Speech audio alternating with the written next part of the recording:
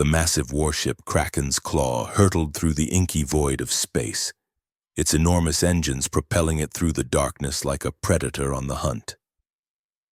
Inside the vessel, Jira stood tall, literally towering over most of her fellow Shirans at nearly 9 feet in height. Her broad shoulders and powerful frame cast an imposing shadow on the reinforced metal floor of the training arena as she faced her 5th opponent of the day. "Begin," came the dispassionate voice of the combat master. Shira didn't waste time with posturing or threats. Her species had evolved beyond such frivolous displays. She simply moved, and the movement itself was terrifying in its efficiency. One moment she stood perfectly still, the next, her massive form had crossed the arena with a speed that belied her size. Her opponent, Kraz, a seasoned warrior himself, barely had time to raise his defensive stance before Shira's fist connected with his torso. The impact reverberated throughout the chamber, drawing instinctive flinches from the observers watching from the perimeter. Kraz stumbled backward but recovered quickly. He was one of the few who didn't immediately yield when paired against Shira.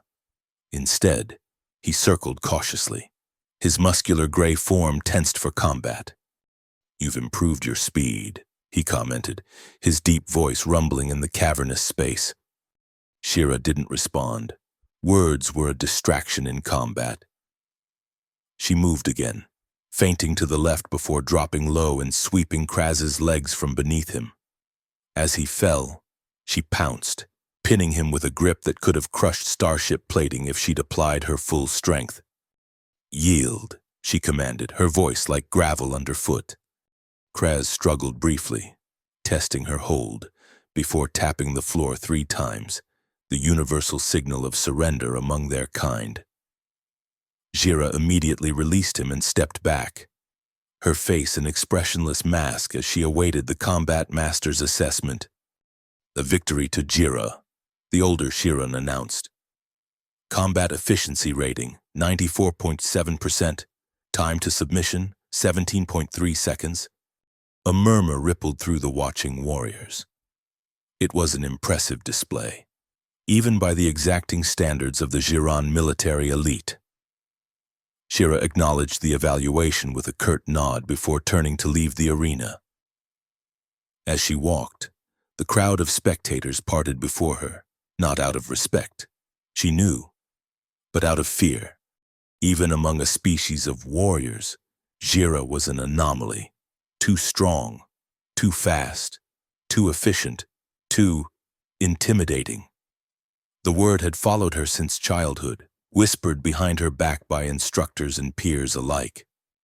The Shiran ideal was strength tempered with control, power harnessed for the collective.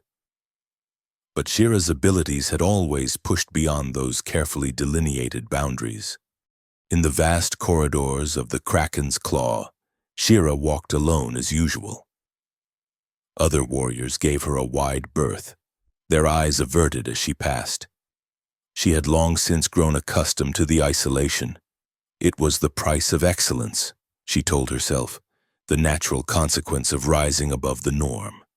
Still, as she entered her private quarters, a privilege granted to her as squadron commander, the silence felt heavier than usual. She removed her training armor methodically, piece by piece, until she stood in her simple undergarments before the viewing portal that dominated one wall of her chambers. Beyond the reinforced transparent material, stars streaked by as the massive warship continued its patrol of the Outer Rim territories. "A computer status report of Squadron 7, she commanded, her voice activating the ship's AI. "Squadron 7, all 27 members at optimal combat readiness. Tactical simulations completed with 87.2% efficiency rating. Equipment maintenance at 99.8% completion. No incidents to report." Shira nodded to herself. Her squadron functioned with precision and discipline, as expected under her leadership. Yet she knew that none of them would join her for the evening meal unless directly ordered. None would seek her counsel beyond what was professionally required. None would ever look her in the eye and speak freely, without the undercurrent of fear that she had grown to recognize in all interactions. Additional information, the computer continued unexpectedly.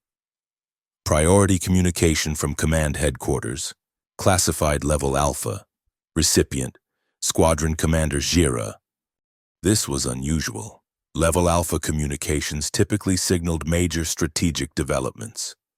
I display communication, Jira ordered.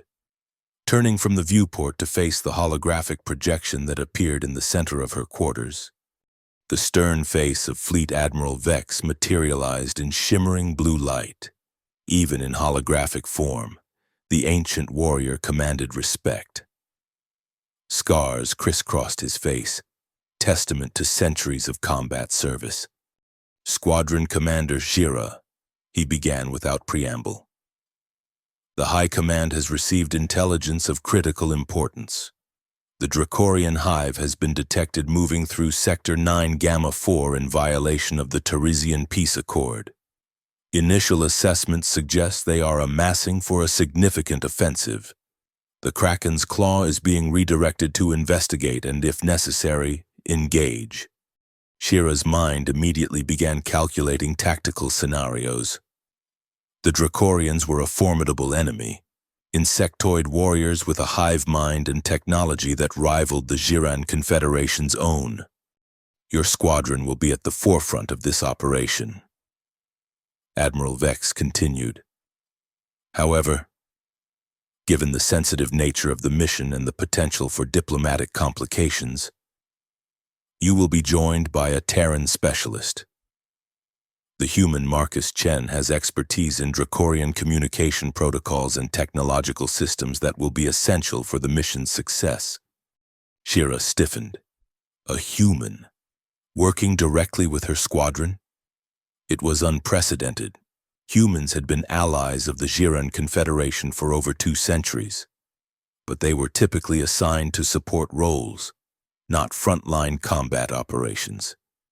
Their physiology was simply too fragile, their lifespans too brief for them to gain the experience necessary for elite missions.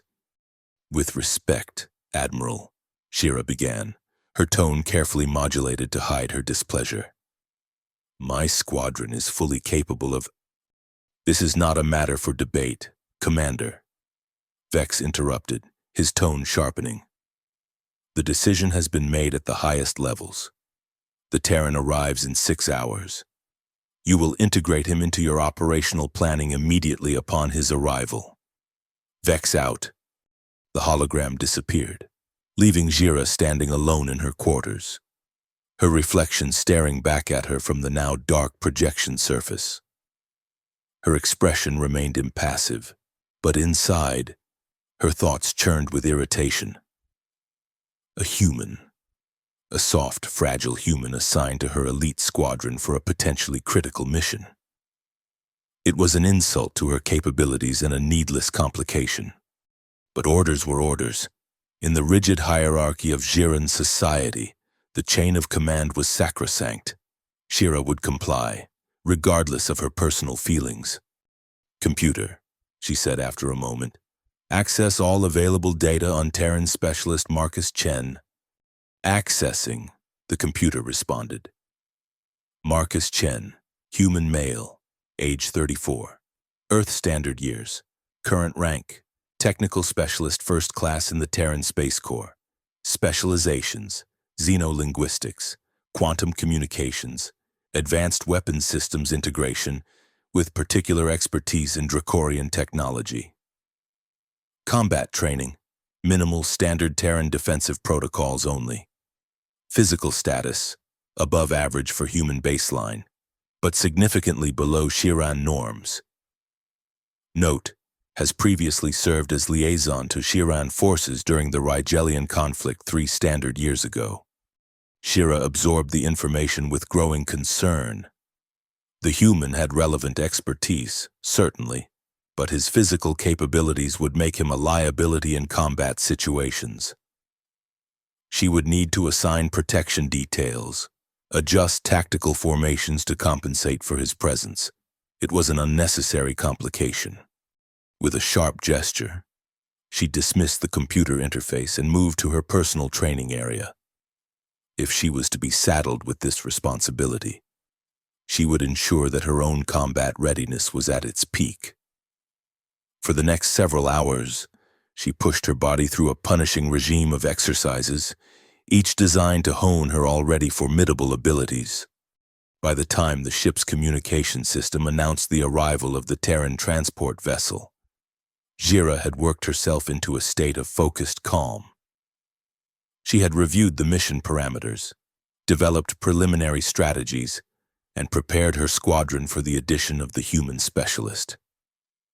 Whatever her personal misgivings, she would ensure the mission's success. She arrived at the docking bay precisely on time, her uniform immaculate, her posture perfect as she waited for the airlock to cycle open.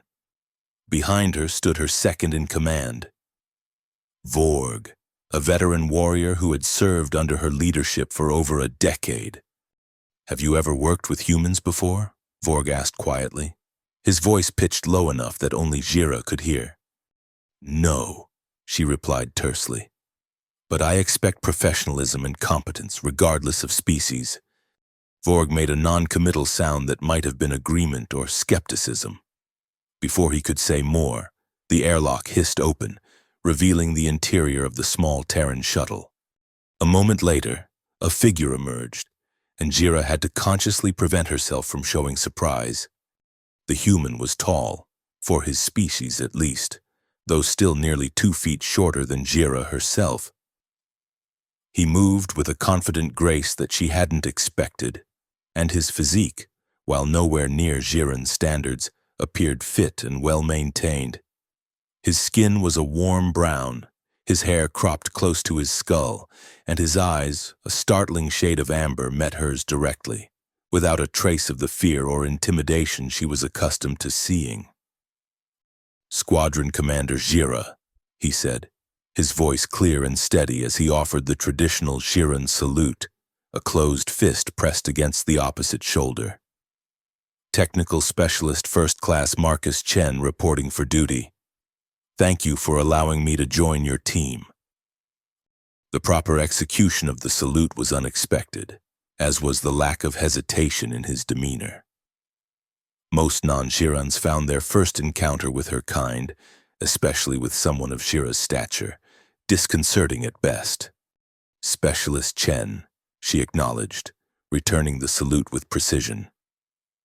"Your arrival was ordered by High Command. You will be briefed on the mission parameters immediately. Follow me." Without waiting for a response, she turned and began walking toward the command center, her long strides forcing the human to hurry to keep pace. It was a small power play, perhaps petty, but Jira felt the need to establish dominance early. The human might have technical expertise, but he needed to understand who commanded this mission. To her mild irritation, Marcus kept up without complaint, showing no signs of discomfort at the brisk pace. As they walked, she noticed him observing the ship's interior with evident interest but professional discretion. "This is my first time aboard a Thalos-class warship," he commented after a moment. "The structural reinforcement on the interior bulkheads is remarkable, designed to maintain integrity even if the outer hull is breached, correct?" Shira glanced at him, surprised by the technical observation. "Correct," she confirmed. "The Kraken's claw can sustain significant damage while maintaining operational capability." "Impressive engineering," Marcus said with genuine appreciation. "The layered approach to the defensive systems is something we've been trying to adapt for our own vessels. But we haven't quite mastered the material science yet." Before Shira could respond, they arrived at the command center. She led the way into the large circular room dominated by holographic displays and control stations. Her squadron's senior officers were already assembled, their massive forms making the chamber seem almost crowded despite its size. "Officers, this is Technical Specialist First Class Marcus Chen," Shira announced formally. He has been assigned to our squadron by High Command for the upcoming mission. Specialist Chen, introduce yourself and state your relevant qualifications. Marcus stepped forward without hesitation, his posture straight but not rigid. Thank you, Commander. As the Commander stated, I'm Technical Specialist First Class Marcus Chen of the Terran Space Corps. My primary expertise is in Dracorian communication systems and weapons technology.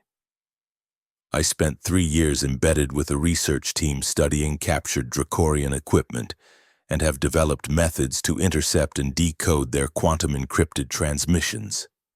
I also have experience with their defense systems and can help identify vulnerabilities in their ships and installations. He paused, looking around at the assembled Giron officers with a directness that was unusual for a human in such company. I understand that my presence may seem unnecessary to a squadron with your capabilities, but I believe my specialized knowledge will complement your combat expertise. I'm here to support your mission in whatever capacity Commander Gira deems appropriate. There was a moment of silence as the Giran officers assessed the human. Gira watched their reactions carefully. There was the expected skepticism, certainly, but also a grudging acknowledgement of the potential value he might bring. The human had presented himself well, confident without being arrogant, respectful without being obsequious. Very well, Gira said, turning to the main tactical display. Let us begin the mission briefing. The situation is as follows. Dracorian forces have been detected in Sector 9 Gamma 4 in violation of established treaties. Our mission is to investigate their presence, determine their intentions, and, if necessary, engage and neutralize the threat. The holographic display activated, showing a 3-dimensional map of the sector in question. Various points were highlighted, representing detected Dracorian activity. Our intelligence suggests they are gathering resources and personnel for a significant operation. Gira continued. What that operation might be is currently unknown. That is where your expertise may prove useful. Specialist Chen. Marcus stepped closer to the display, studying it intently. These movement patterns are consistent with preparation for a major offensive, he observed after a moment. The clustering of ships here, and here. He pointed to specific locations on the map. Suggests they're establishing a forward base of operations, based on previous Dracorian tactics. I'd say they're preparing for a strike against a high-value target. That assessment aligns with our own, said Vorg, nodding slightly. The question is, what target? Marcus frowned, thinking. May I? He asked, gesturing to the control panel. Gira nodded permission, and the human quickly input a series of commands. The display shifted, showing a wider view of the surrounding sectors. If we look at potential targets within striking range of their current position, there are 3 possibilities. Marcus explained. The Giron colony on Tarsus 4, the Illyrian mining outpost in the Keldor asteroid belt, or... He paused, his expression growing grave. The Terran research station on Proxima 3. Gira considered the options. The Tarsus colony is heavily defended. It would require a massive force to threaten it effectively. The Illyrian outpost has valuable resources, Vorg added, but limited strategic value, which leaves the research station, Marcus concluded. It's the most vulnerable of the 3 and... He hesitated, then continued. Intelligence reports suggest that the station has recently made a breakthrough in quantum shield technology that could render Dracorian weapons significantly less effective. Gira's eyes narrowed. This was new information not included in her mission briefing. You're certain of this? Marcus met her gaze steadily. It's classified information, but yes, I'm certain. The research team at Proxima 3 has developed a method to create a quantum field that can disperse the energy of Dracorian plasma weapons. If they perfect this technology, it would give our alliance a significant advantage in any future conflict, which makes the station a prime target, Shira concluded. The Dracorians would want to destroy that research before it can be implemented. Exactly, Marcus nodded. And based on the positioning of their forces, I believe they're planning to strike within the next 48 hours. The room fell silent as the implications sank in. If the Dracorians succeeded in destroying the research station, it could shift the balance of power in the sector significantly. We need to move quickly, Shira decided. Set course for the edge of Sector 9 Gamma 4.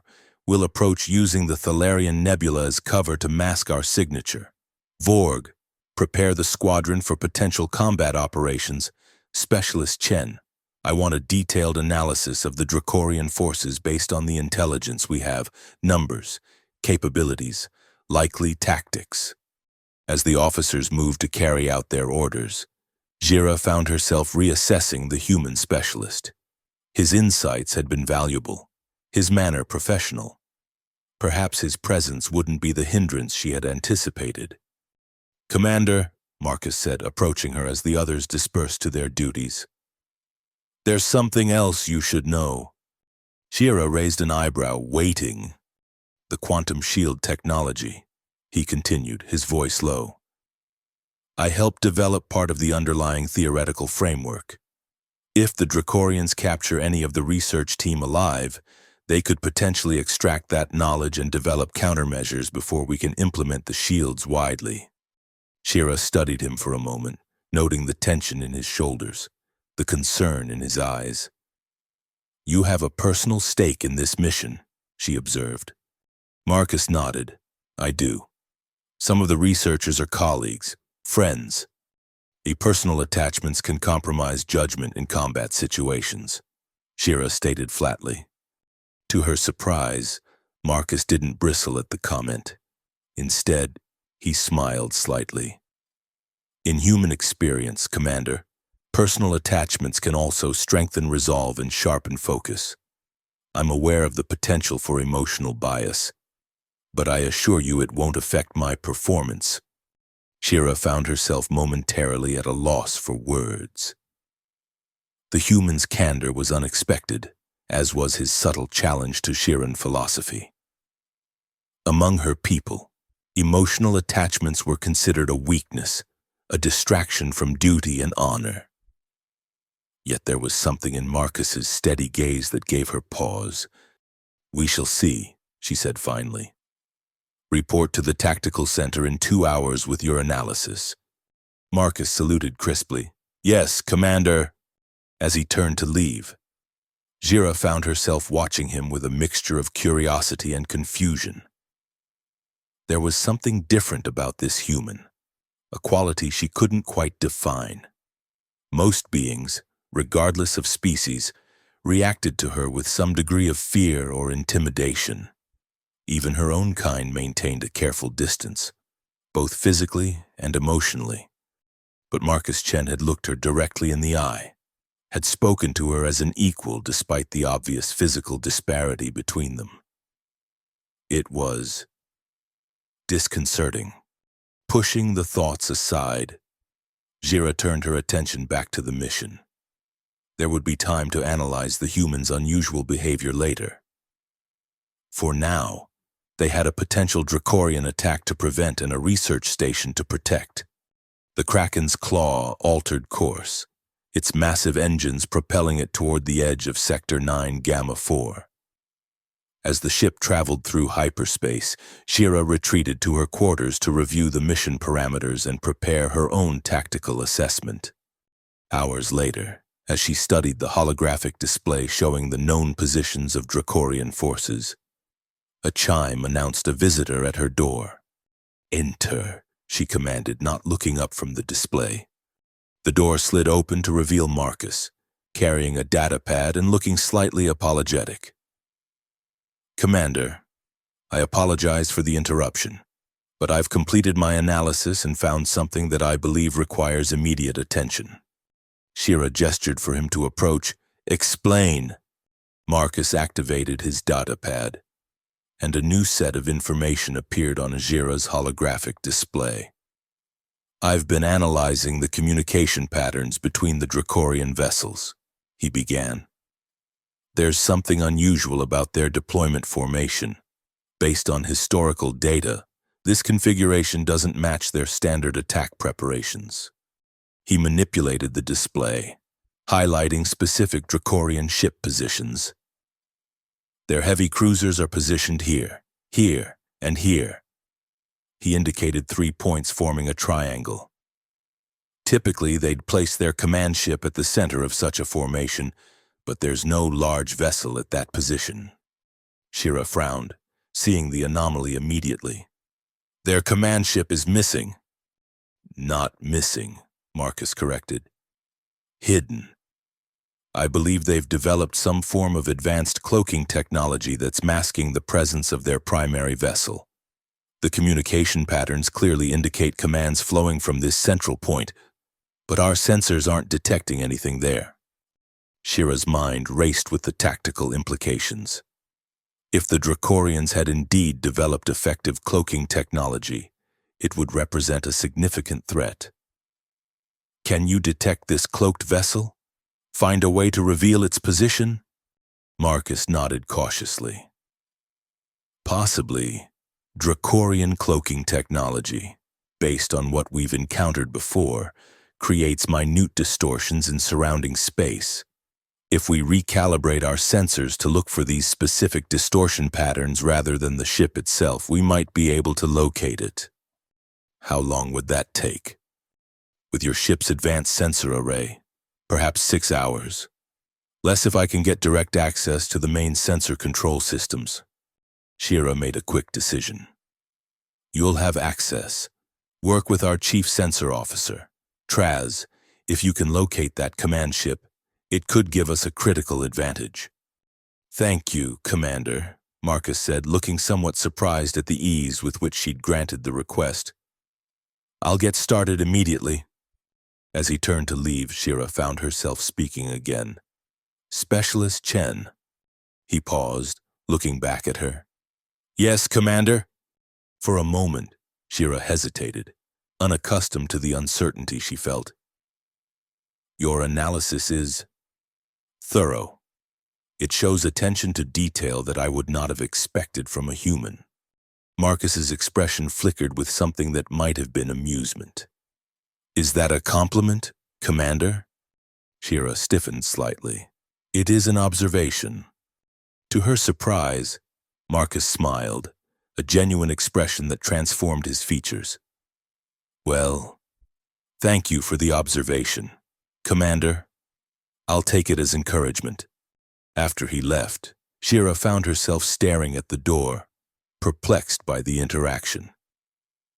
The human was different, unpredictable in ways that both irritated and intrigued her. She was accustomed to others, even her own kind, maintaining a careful, respectful distance. Marcus seemed either unaware of or unconcerned by the usual boundaries. Dismissing the thoughts, she returned her attention to the tactical display. The mission was what mattered, not her unsettling reactions to one unusual human. The next 6 hours passed in a blur of activity as the Kraken's claw approached the edge of Sector 9 Gamma 4. Using the Thalarian Nebula as cover, they were able to enter the sector undetected, their advanced stealth systems ensuring that the Dracorian forces remained unaware of their presence. Shira was on the bridge, reviewing the latest sensor data when Marcus arrived, looking tired but excited. Commander, he said, approaching her station. We've done it. We've located the Dracorian command ship. He activated the main tactical display, and a new image appeared, a massive vessel, nearly twice the size of any previously encountered Dracorian ship, hovering at the exact center of the triangle formed by the 3 heavy cruisers. The cloaking technology is impressive, Marcus explained.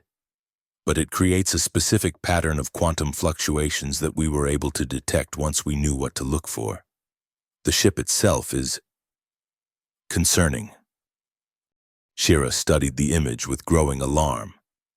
The vessel was unlike any Dracorian design she had seen before, more organic in appearance, with strange protrusions that resembled nothing so much as enormous claws or tentacles. "What is it?" she asked, her usual stoic demeanor momentarily broken by surprise. Marcus shook his head. "I'm not entirely sure. It doesn't match any known Dracorian ship class. Based on its size and the energy readings we're detecting, it's significantly more powerful than anything they've fielded before. This could be a new flagship or prototype." Vorg, who had joined them at the tactical display, growled softly. "If that thing reaches the research station, it could destroy it with ease. We need more information." Shira decided, a closer look at that vessel and its capabilities. "Stealth approach is our best option." "Commander," Marcus said hesitantly, "may I make a suggestion?" Shira nodded, curious despite herself. Rather than risking the entire warship, perhaps a small team could approach using a shuttle with enhanced stealth capabilities. We could gather detailed intelligence on the command ship without alerting the entire Dracorian fleet to our presence. Vorg snorted dismissively. "A suicide mission." But Shira was considering the idea carefully. "Not necessarily. A small, highly skilled team with the right equipment might succeed where a frontal assault would fail." She turned to Marcus. "You would need to be part of this team, given your expertise with Dracorian systems." "I'm prepared for that," Marcus replied without hesitation. Shira studied him for a moment, then made her decision. "I will lead the team personally. Vorg, you will remain in command of the Kraken's Claw and prepare for potential combat operations if our mission is compromised." Vorg looked like he wanted to object but knew better than to question her decision openly. "As you command," he said stiffly. "Select 3 of our best warriors for the team," Shira instructed him. "Those with stealth and infiltration experience. We depart in 2 hours. As Vorg moved to carry out her orders, Shira turned back to Marcus. "You understand the risks of this mission?" "I do," he confirmed. "But I also understand the stakes. If that ship reaches the research station, everyone there will die, and we'll lose a technology that could save countless lives in future conflicts."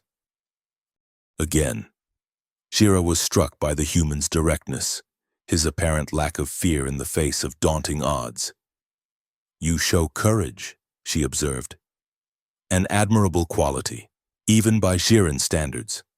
For a moment, something like surprise flickered across Marcus's face before he composed himself. "Thank you, Commander. That means a great deal coming from you." Shira wasn't sure how to respond to that, so she didn't. Instead, she focused on the practicalities of the mission. "Prepare your equipment. Bring whatever you need to analyze Dracorian systems. Our objective is intelligence gathering only. We avoid engagement unless absolutely necessary." "Understood," Marcus nodded. "I'll be ready." 2 hours later, Shira stood in the shuttle bay, inspecting the small stealth vessel that would carry them on their mission. The craft was sleek and dark, designed to minimize its sensor profile and visual signature. Her chosen team, 3 elite warriors named Krav, Dorn, and Zella, were already aboard, checking their weapons and equipment. Marcus arrived precisely on time, carrying a compact case that presumably contained his technical gear. He wore a fitted black jumpsuit similar to those worn by Terran Special Operations personnel, with various tools and devices attached to a utility belt. "Are you prepared?" Shira asked as he approached. "As much as possible," Marcus replied, his voice calm despite the danger they faced. "I've brought equipment to scan and analyze their systems remotely, and if we get close enough, I might be able to access their network directly." Shira nodded and led the way into the shuttle.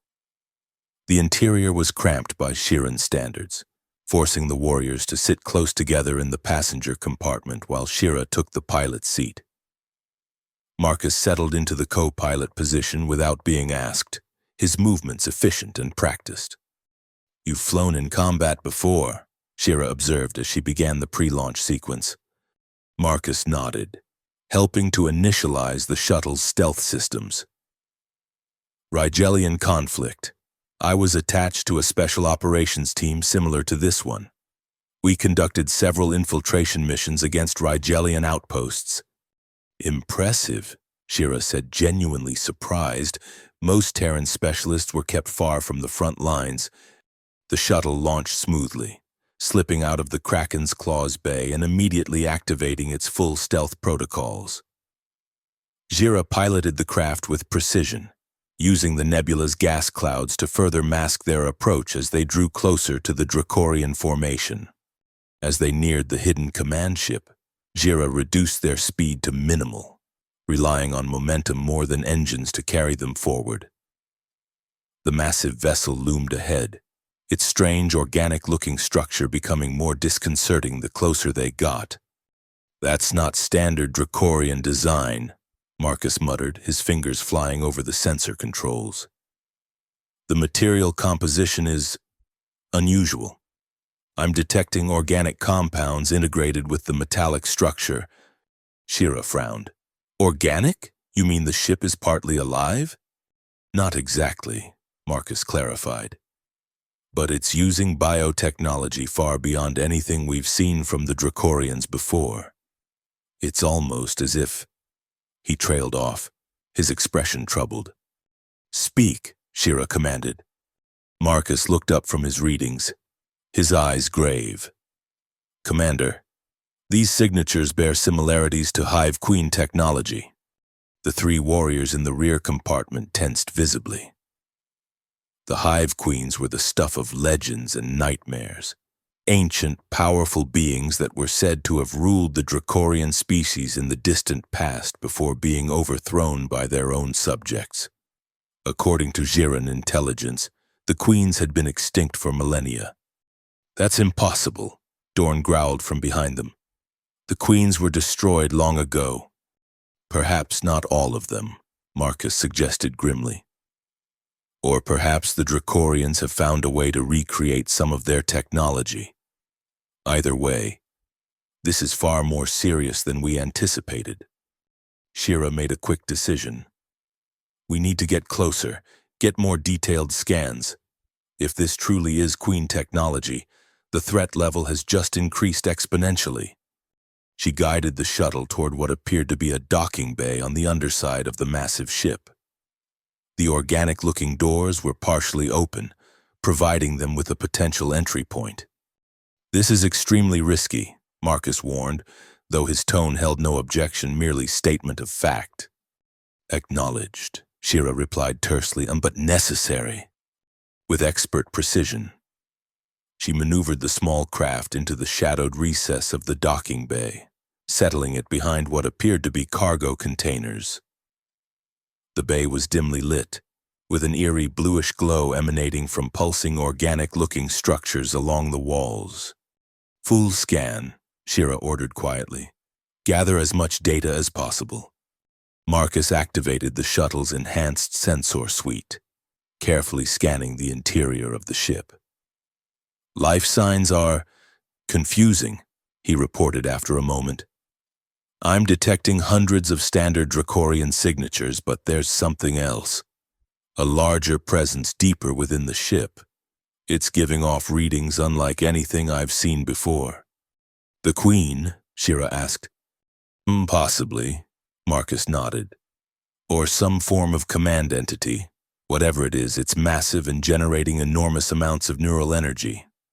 Shira considered their options. They had come for intelligence, and they were gathering it. But the implications of what they were finding were too significant to ignore.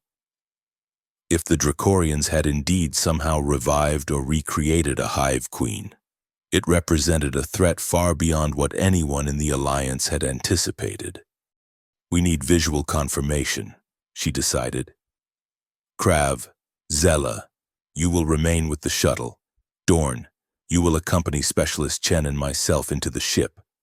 Our objective is to reach a terminal where Chen can access their system directly and, if possible, observe this entity from a safe distance.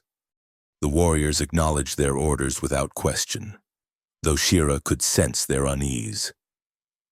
The prospect of encountering a hive queen, a being that featured prominently in Jiran war stories as a nearly unstoppable foe, was daunting even for hardened veterans. "Commander," Marcus said quietly as they prepared to disembark, "I want to be clear about something. If this is indeed a queen, we may be facing technology that can affect neural functions, mind control, essentially. The historical record suggests the queens could dominate the will of other beings, especially those unprepared for such attacks." Shira's expression hardened. "Shirans are trained to resist psychic influences." "With respect," Marcus persisted, "this may be beyond standard training. I've brought neural dampeners, devices designed to shield against such influences. I strongly recommend we use them." For a moment, Shira was tempted to refuse out of pride. The suggestion that a Jiran warrior, let alone a squadron commander, might succumb to mental domination was almost insulting. But the stakes were too high for such pride. "Very well," she conceded, "we will use your dampeners." Marcus produced 3 small devices from his case, each no larger than a coin. "They adhere to the base of the skull," he explained, demonstrating by placing one at the nape of his neck. "They create a localized field that disrupts external neural manipulation attempts." Shira took one and applied it as instructed, feeling a slight tingling sensation as the device activated. Dorn did the same, though his expression suggested he considered the precaution unnecessary. With the dampeners in place and weapons ready, they exited the shuttle, moving silently into the cavernous docking bay. The atmosphere was humid and warm, with an unpleasant organic smell that reminded Jira of decomposition. The floor beneath their feet seemed to pulse slightly, as though alive. Marcus consulted a small scanner. "There's a terminal access point approximately 50 meters ahead, just beyond that bulkhead." They moved cautiously, staying in the shadows cast by the stacked cargo containers. The bay appeared to be minimally staffed. Only a few Dracorian workers moved about, their insectoid forms hunched over various tasks. None seemed to notice the intruders as they slipped from cover to cover. Reaching the bulkhead, they found a door that irised open at their approach, revealing a dimly lit corridor beyond. The organic nature of the ship was even more pronounced here. The walls seemed to breathe, expanding and contracting slightly in a rhythmic pattern. "This is unlike any Dracorian vessel I've encountered," Dorn muttered, his hand never far from his weapon. "It's more like being inside a living organism than a ship." Marcus agreed, his voice hushed. "The terminal should be just ahead, in what appears to be a control node."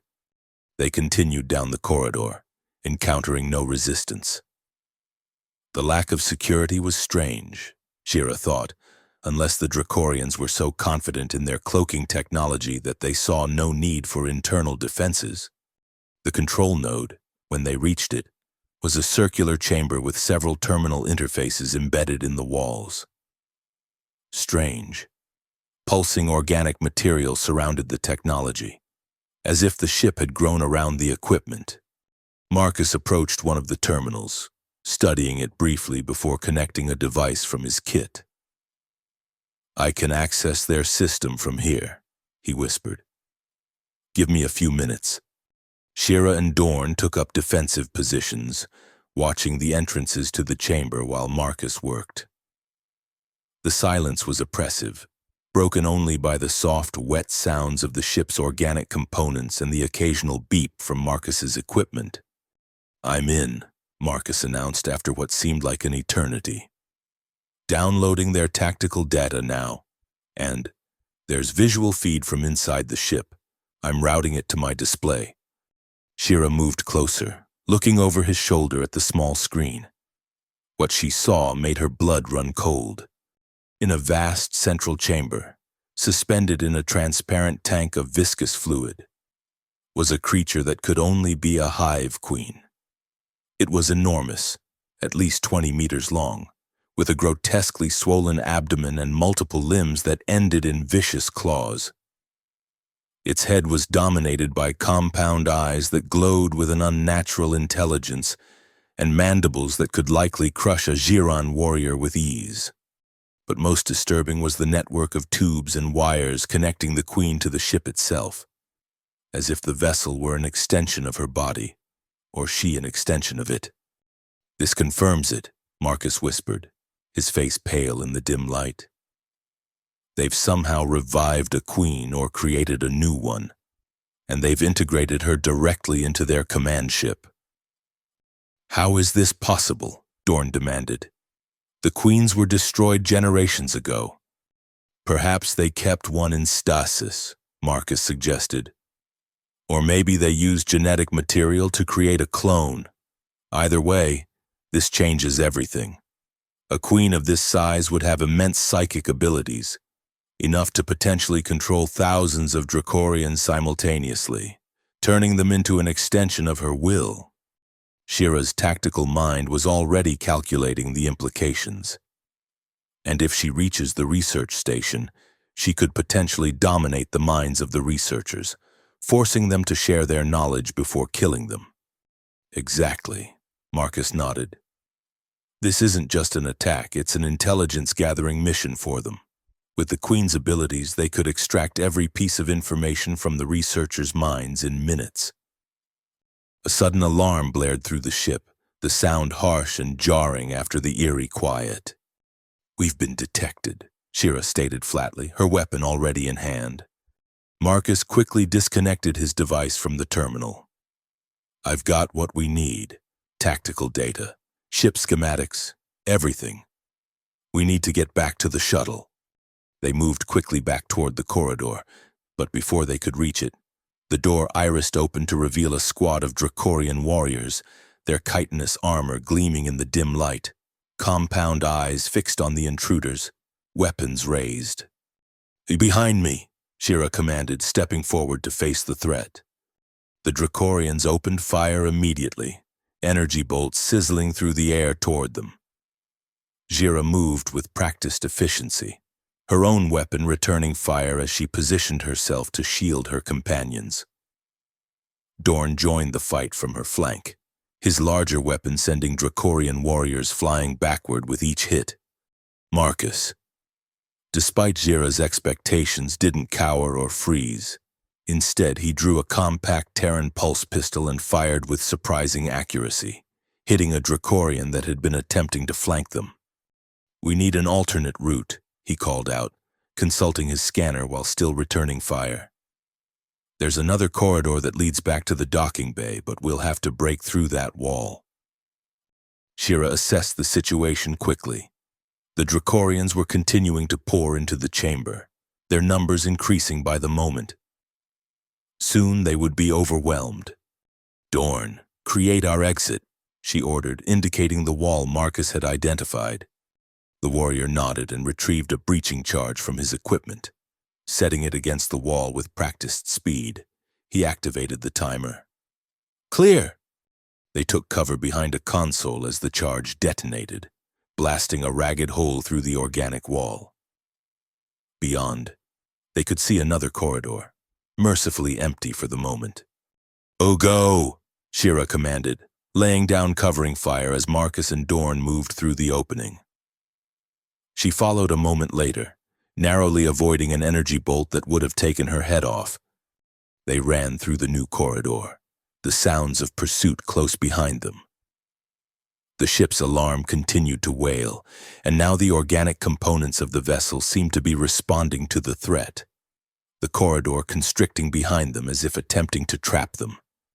"The ship is alive," Marcus panted as they ran. "Or at least parts of it are. It's responding to the Queen's commands. They rounded a corner and found themselves facing a squad of Dracorian warriors approaching from the direction of the docking bay.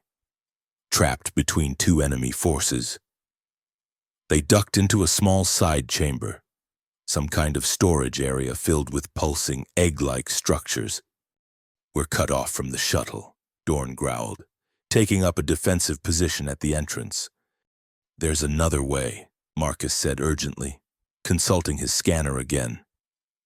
"The ship has maintenance tubes, similar to ventilation shafts in our vessels. They're organic, like blood vessels, but they should be large enough for us to traverse. There's an access point in this chamber." Shira spotted it immediately, a circular opening in the floor, pulsing slightly like everything else in this nightmarish ship. "Dorn, hold them off. Chen, you first." Marcus didn't argue. Dropping quickly into the opening, Shira followed, with Dorn coming last after setting another charge to delay their pursuers. The maintenance tube was as disgusting as Shira had expected, warm, moist, and contracting around them as they moved. It was barely large enough for her to crawl through, the organic walls brushing against her shoulders as she followed Marcus through the twisting passageway. "This should lead us to a secondary cargo bay adjacent to our docking point," Marcus called back, his voice echoing strangely in the confined space. "We're almost there." The tube suddenly constricted violently, nearly crushing them. Shira heard Dorn grunt in pain behind her. "The Queen knows we're here," Marcus warned. "She's trying to trap us in the ship's systems." With desperate strength, Shira pushed against the contracting walls, creating space for them to continue forward. The organic material resisted, then reluctantly yielded to her superior strength. After what seemed like an eternity of crawling through the pulsating nightmare, they reached another opening. Marcus emerged first, helping Shira out into what appeared to be a small cargo holding area. Dorn followed, his massive frame barely squeezing through the constricted opening. "The main docking bay should be through that door," Marcus indicated, checking his scanner. "Our shuttle is still there, and I'm detecting Krav and Zella's life signs. They're under attack but holding their position." Shira made a quick decision. "Direct assault. We break through, reach the shuttle, and extract immediately."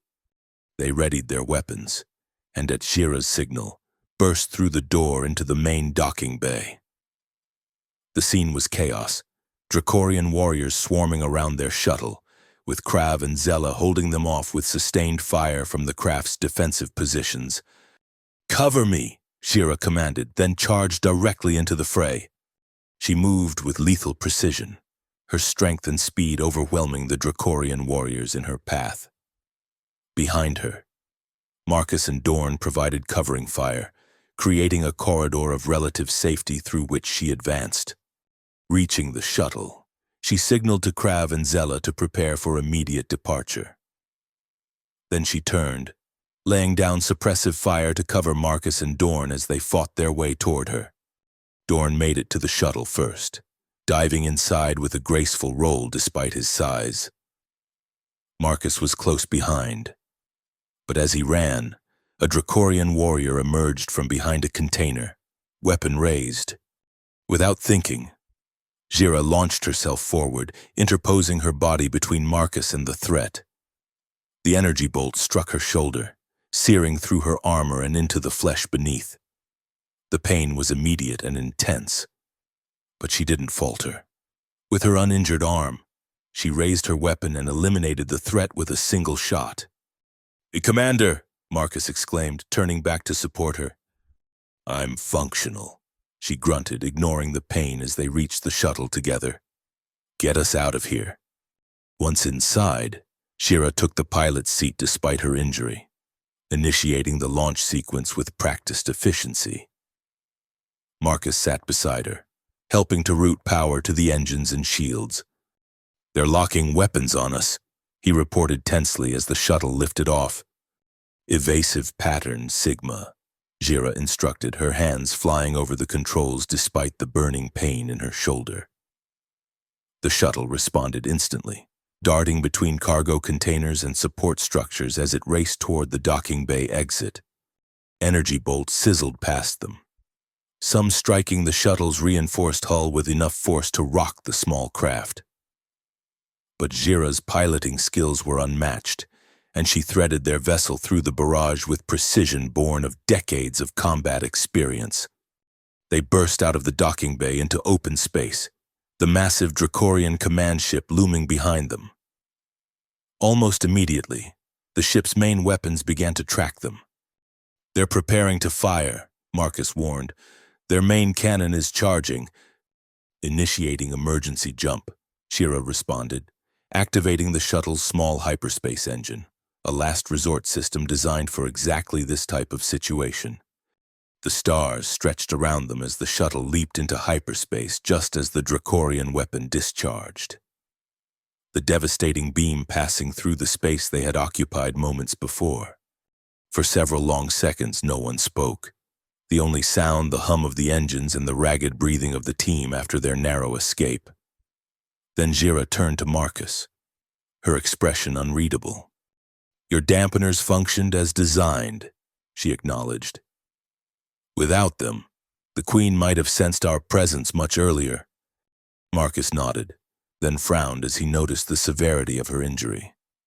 "You're badly wounded, Commander." Shira glanced at her shoulder dismissively. "It is not life-threatening." "Nevertheless, it requires treatment," Marcus insisted, already reaching for the medical kit. "With your permission?"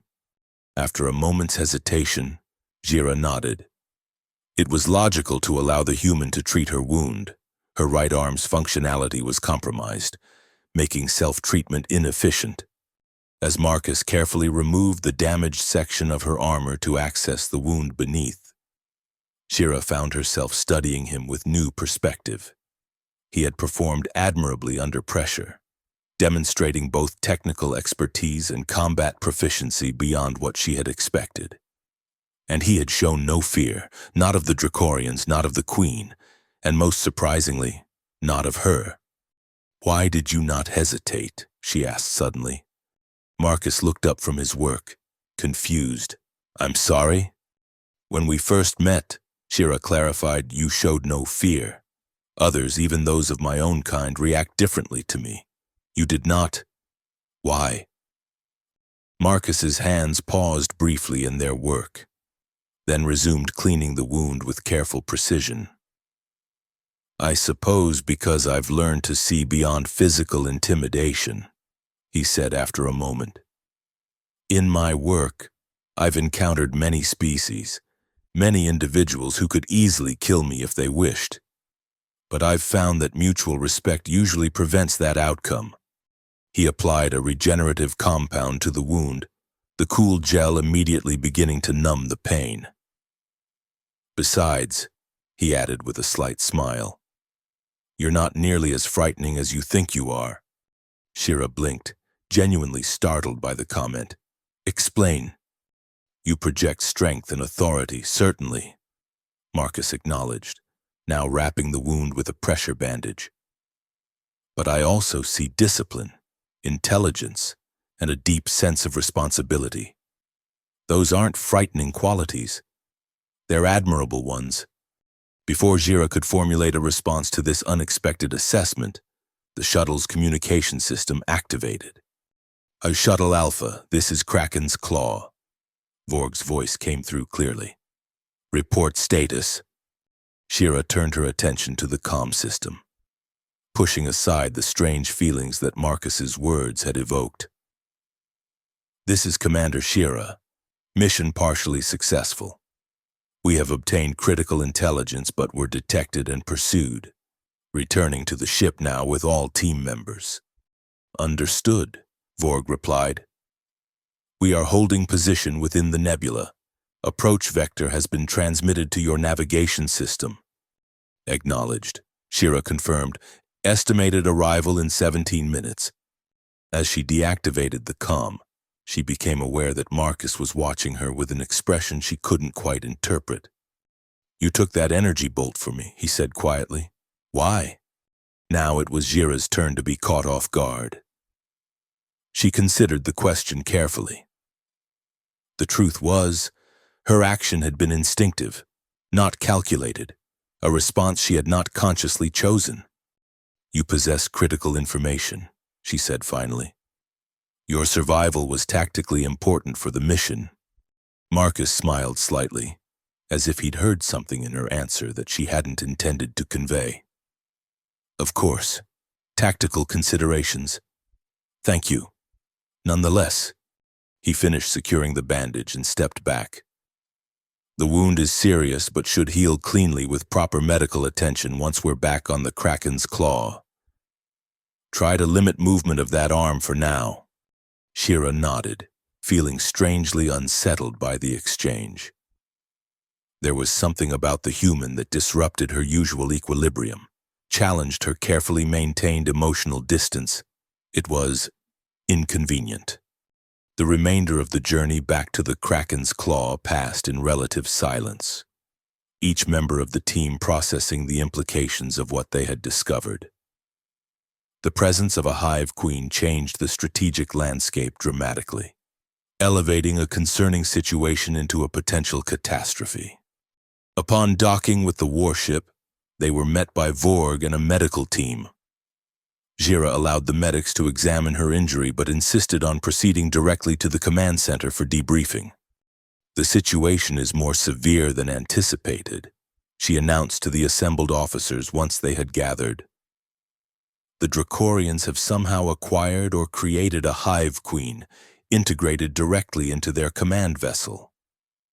Specialist Chen has obtained detailed intelligence on their capabilities and likely plans."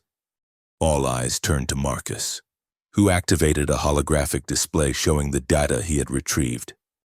"The Queen is fully mature and operationally integrated with the ship's systems," he explained, bringing up images of the massive creature they had observed.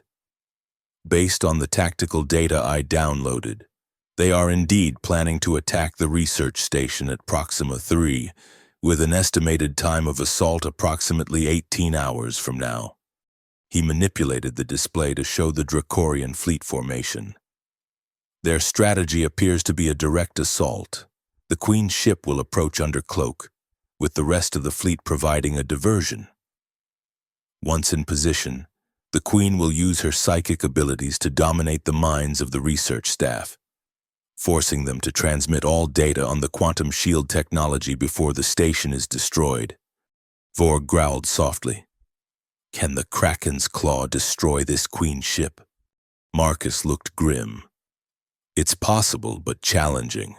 The ship's organic components give it remarkable regenerative capabilities, and the Queen herself is heavily protected at the core of the vessel. A conventional attack might damage it, but without targeting the Queen specifically, the ship could potentially recover." "Then we must target the Queen," Shira stated flatly. "We have the ship's schematics. We know her location within the vessel. A precision strike could eliminate her and neutralize the primary threat." "There's another option," Marcus said hesitantly. "The neural dampeners that protected us from the Queen's influence. I have the specifications to create a larger version, one that could shield the entire research station. If we can reach Proxima 3 before the Dracorians and install the device, it would neutralize the Queen's primary advantage." Shira considered the alternatives. A direct assault on the Queen ship would be high risk, with significant potential for casualties. The dampener approach offered a defensive strategy that might preserve both the research and her crew. Both," she decided. "We will proceed to Proxima 3 immediately and install the dampener as a defensive measure. Simultaneously, we will prepare for potential combat operations against the Queen ship if it appears despite our countermeasures." The officers nodded in agreement, and Jira began issuing specific orders for the mission. As the meeting concluded and the officers dispersed to their duties, she found Marcus waiting to speak with her. "Commander, I'll need access to the ship's fabrication facilities to create the neural dampener," he said. And I could use assistance from your engineering team. You'll have whatever resources you require, Shira assured him. Chief Engineer Mock will assist you directly. He is our foremost technical expert. Thank you, Marcus said, then hesitated before adding, You should visit the medical bay for proper treatment of that wound before we reach Proxima 3. You'll need to be at full capacity if we engage the Dracorians. Under normal circumstances, Jira might have dismissed such advice, particularly from a non-Jiran, but she found herself nodding in agreement. A logical recommendation. I will do so while you begin work on the dampener. As Marcus turned to leave, Jira found herself speaking again. Specialist Chen. He paused, looking back at her questioningly. Your performance during the mission was exceptional, she said, the words feeling strange on her tongue. Shirans rarely offered such direct praise. Few beings of any species would have maintained such composure in the presence of a hive queen. Marcus smiled, that open, genuine expression that Jira was beginning to find oddly compelling. High praise coming from you, Commander. Thank you. After he left, Jira stood motionless for a moment, examining the unfamiliar emotions stirring within her. Throughout her life, she had maintained a careful distance from others, accepting her role as an object of fear and respect rather than connection. It was simpler that way, cleaner. Emotions complicated the clarity needed for command decisions. Yet something about Marcus Chen had breached those carefully constructed barriers. His lack of fear, his direct manner, his competence under pressure, all combined to create an individual who didn't fit neatly into her orderly worldview. It was disturbing and strangely exhilarating. Pushing such thoughts aside, Jira made her way to the medical bay as promised. The mission had to remain her primary focus. The lives of the researchers at Proxima 3 and potentially the strategic balance of power in the sector depended on their success. In the medical bay, the chief physician, a veteran Shiran named Thrak, examined her wound with professional detachment. The human's field treatment was surprisingly effective, he noted as he removed the temporary bandage. Clean technique, proper application of regenerative compounds. The wound is already showing signs of accelerated healing. Specialist Chen has proven himself highly competent in multiple areas. Shira responded neutrally. Thrak made a non-committal sound as he applied a more comprehensive treatment to the injury. The energy weapon caused significant tissue damage, but with our advanced regeneration protocols, you should regain full functionality within approximately 12 hours. I recommend limited use of the arm for at least 6 hours. Shira acknowledged the assessment with a nod. 6 hours of restricted movement was acceptable. They wouldn't reach Proxima 3 for at least 9 hours at maximum speed. After the treatment was complete, she made her way to the fabrication center where Marcus was working with Chief Engineer Mock on the neural dampener. The two were hunched over a workstation, surrounded by components and holographic design schematics. Progress? Shira inquired as she approached. Both men looked up, though Mock immediately returned his attention to the work while Marcus straightened to address her. Promising, he reported. The design is complete, and we've begun fabrication of the core components. The challenge is scaling up the dampening field to cover the entire research station without creating gaps that the Queen could exploit.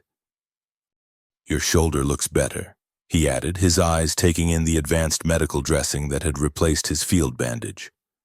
It is healing adequately, Shira confirmed. What is your estimated completion time for the dampener? Approximately 4 hours, Marcus replied. Now we should have it ready well before we reach Proxima 3.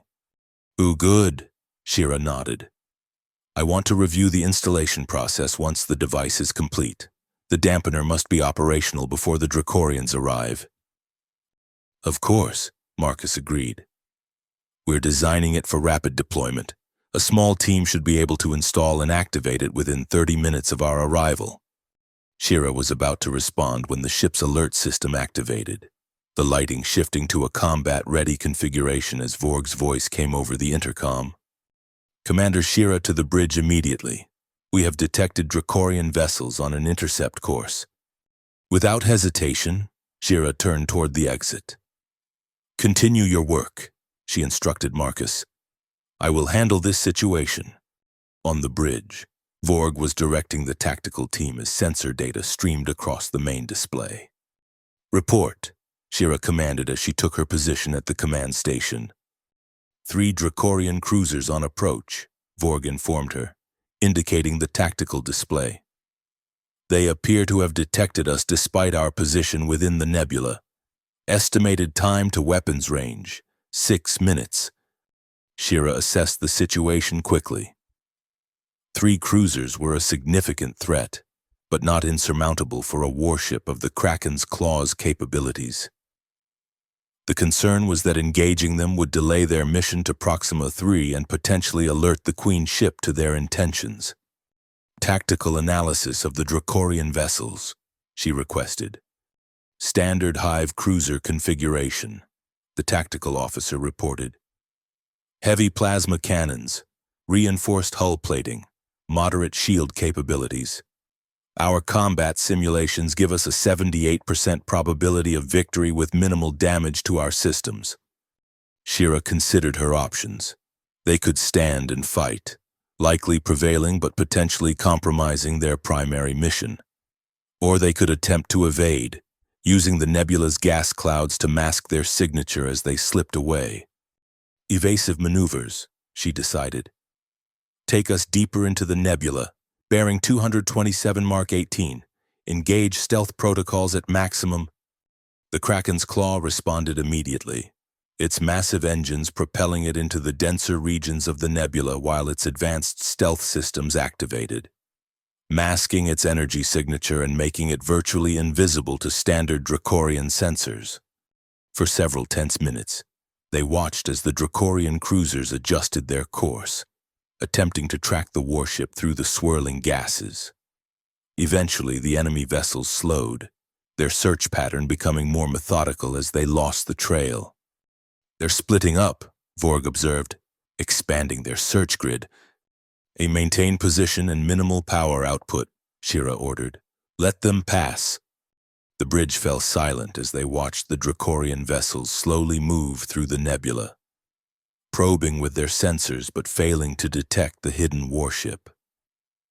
Finally, after nearly an hour of searching, the cruisers regrouped and departed, apparently giving up the hunt.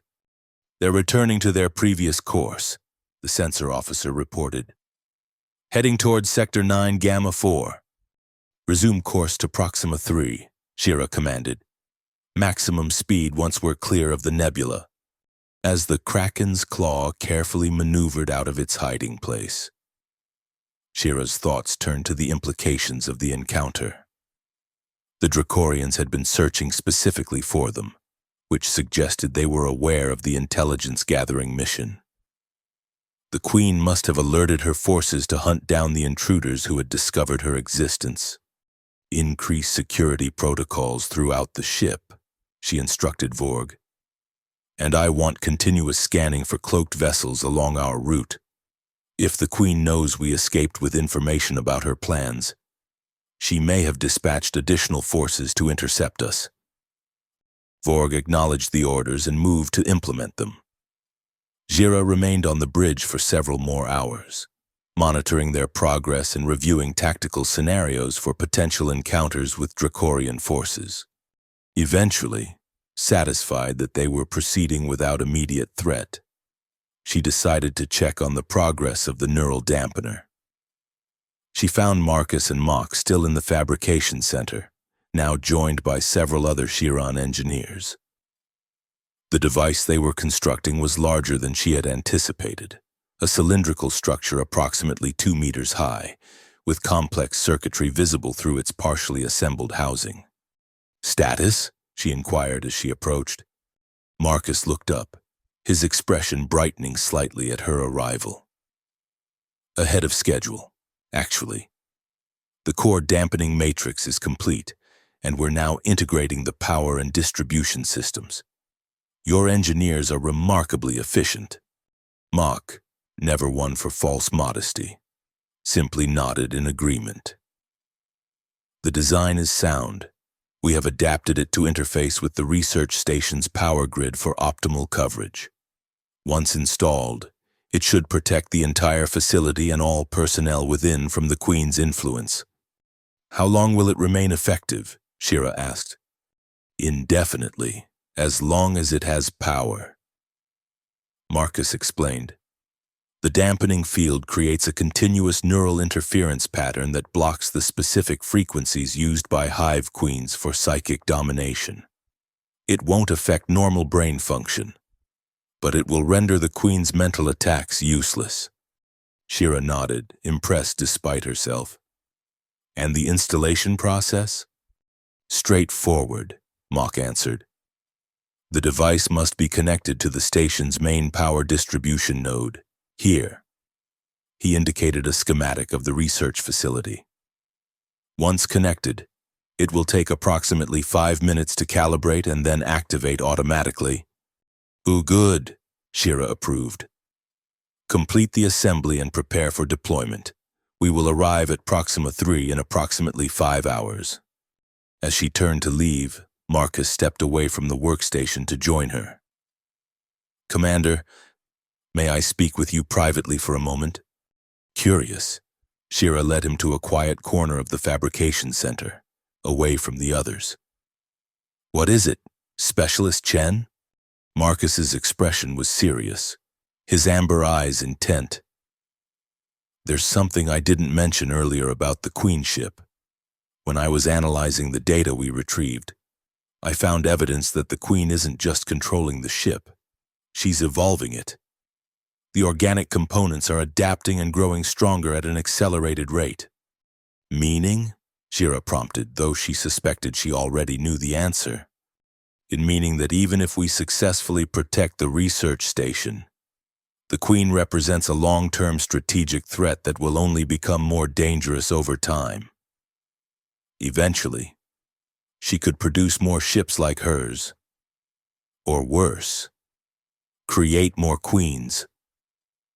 Shira considered this sobering assessment. You believe we must destroy her, not merely thwart her immediate plans. I do, Marcus confirmed. And I think I know how. The data we retrieved included details on the Queen's life support systems. She's powerful, but also vulnerable in specific ways. If we could deliver a targeted bioweapon directly to her chamber, something designed to affect her unique biology without harming the ship's Dracorian crew, we might be able to eliminate her without a full-scale battle. Shira raised an eyebrow. You are proposing assassination rather than direct combat. I'm proposing the option that might save the most lives on both sides. Marcus corrected gently. The Queen is the threat, not the Dracorians she controls. Many of them may be unwilling servants, their minds dominated by her will.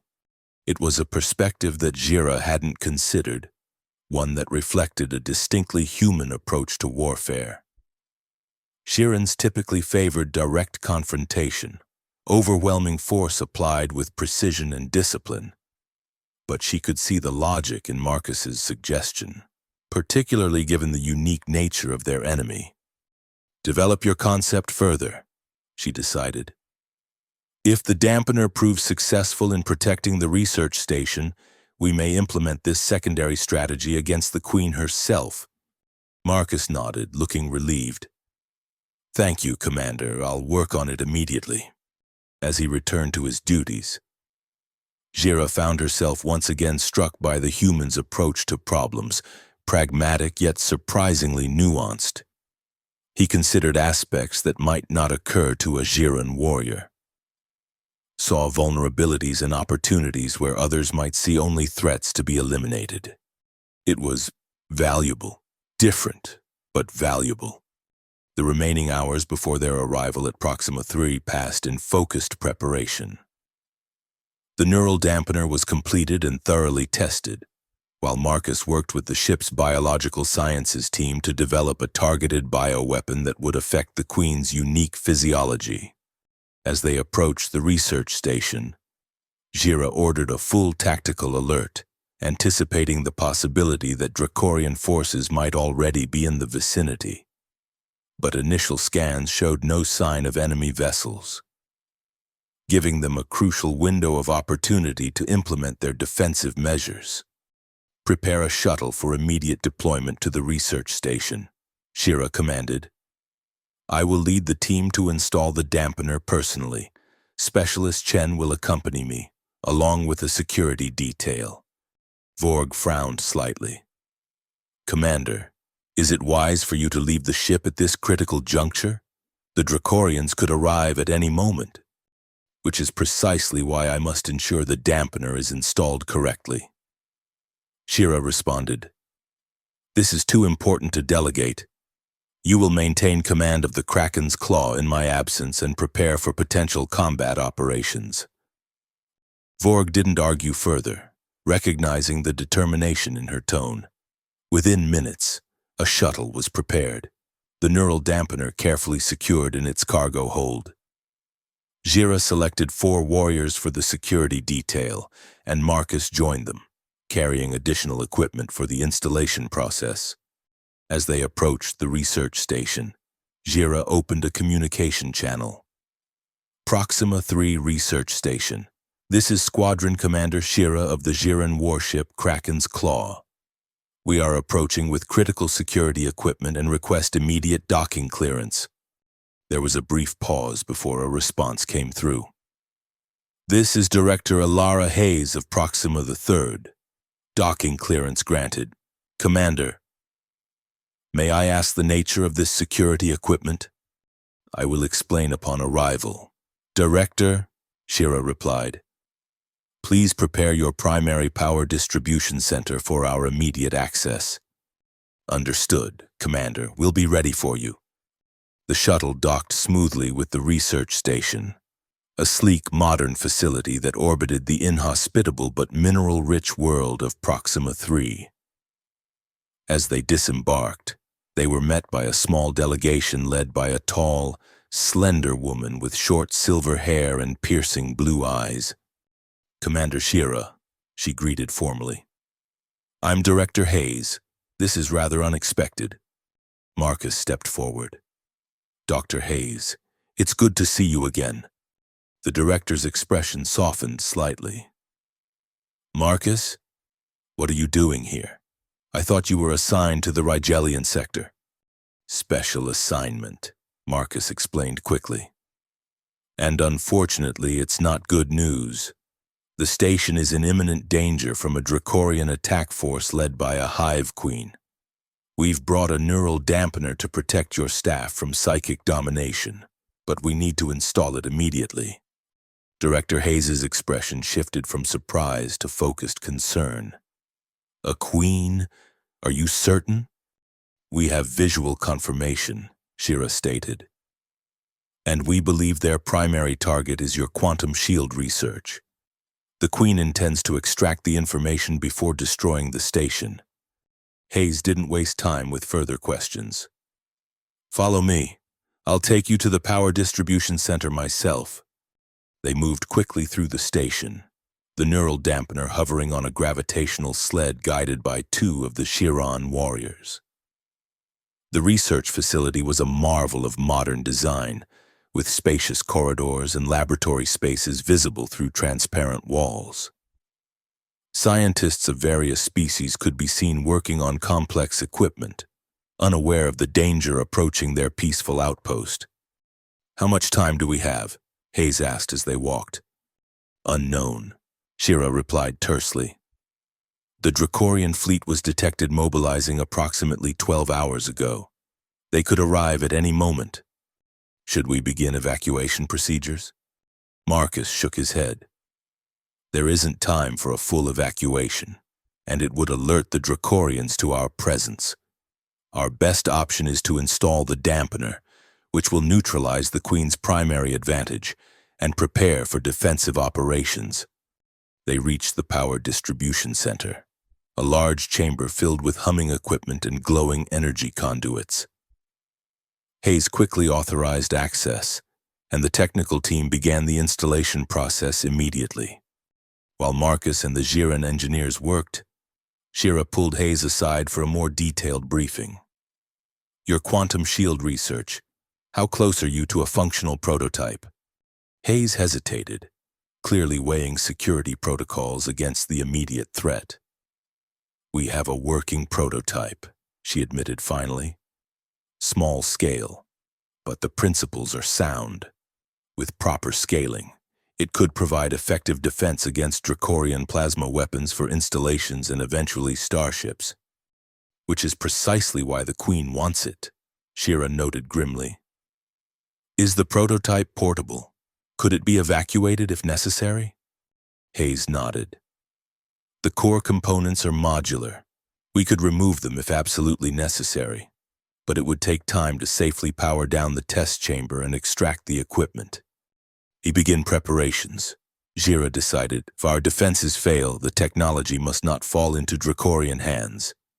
Across the room, Marcus was directing the final connections of the neural dampener to the station's power grid. Almost there, he called out. Power coupling is complete.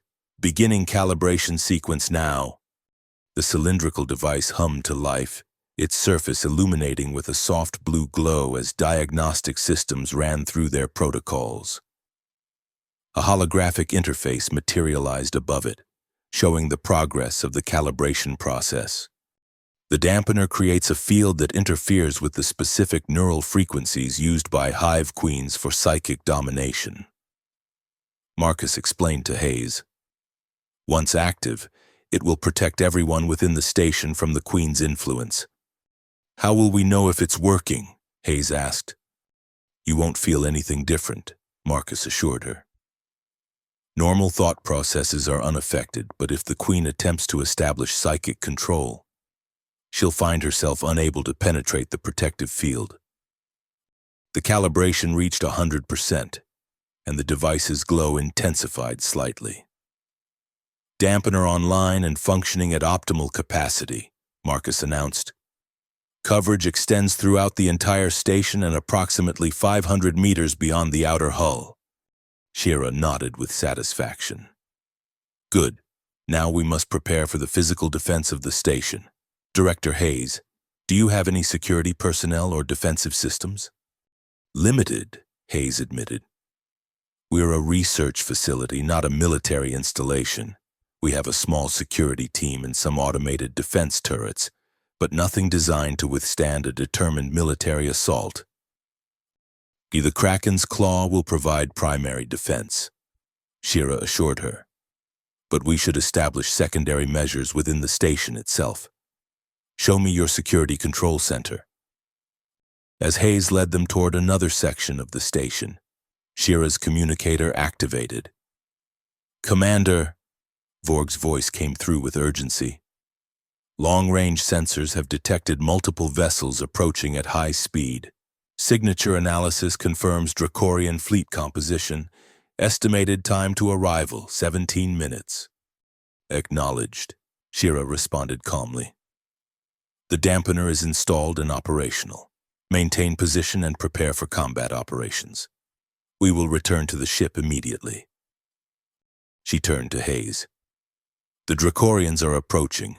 You must implement emergency protocols now. Secure your most sensitive research and prepare your staff for possible evacuation.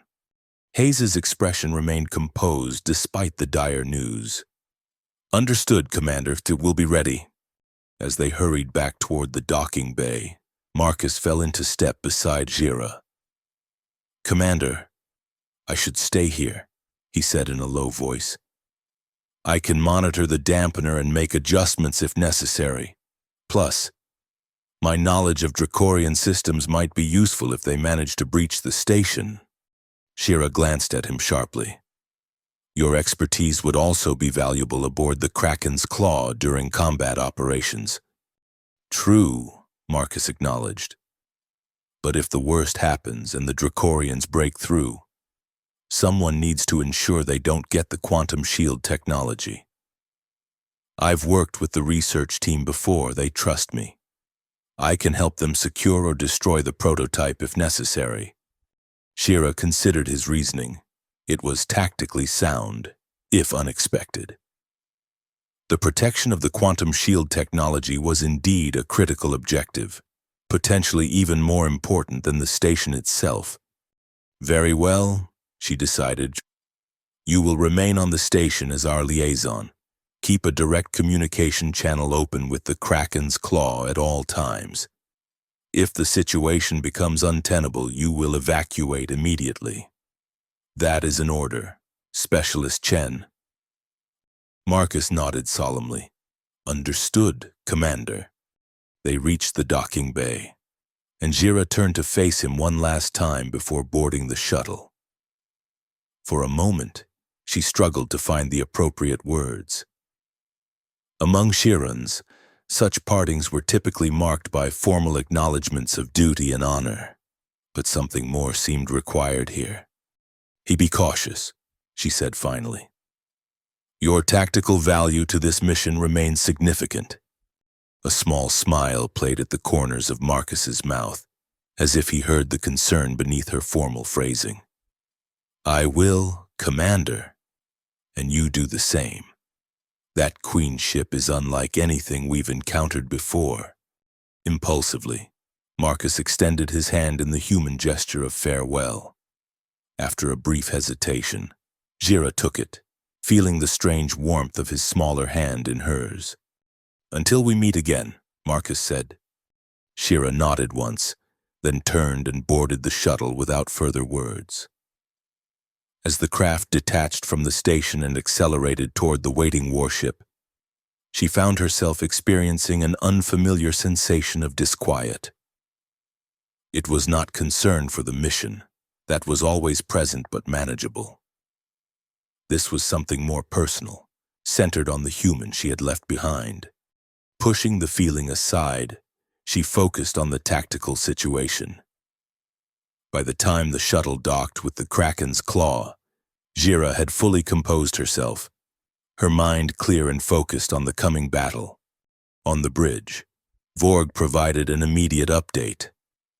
Dracorian fleet approaching from Vector 187 Mark 45. Composition 6 heavy cruisers, 12 destroyer-class vessels, and multiple smaller craft. No sign of the Queen ship yet. It's likely approaching under cloak. Status of our combat systems? Shira demanded, taking her position at the command station. All weapons at full power, shields at maximum capacity, fighter squadrons on standby for immediate launch. Vorg reported crisply. Shira studied the tactical display, her mind rapidly calculating potential scenarios. The visible Dracorian fleet was formidable but not overwhelming for a warship of the Kraken's claw's capabilities. The real threat would be the cloaked Queen ship, which could approach from any direction while the visible fleet served as a distraction. Tactical analysis, she ordered. Probable approach vector for the cloaked vessel based on optimal attack positions against the research station. The tactical officer worked quickly, extrapolating potential routes based on the known capabilities of the Queen ship and the layout of the Proxima system. Most likely approach would be from the direction of the system's star, he reported after a moment. The solar radiation would help mask any remaining energy signature not concealed by the cloaking technology. Redirect 30% of our sensor capacity to that vector. Shira commanded, configure for detection of the quantum fluctuations identified by Specialist Chen.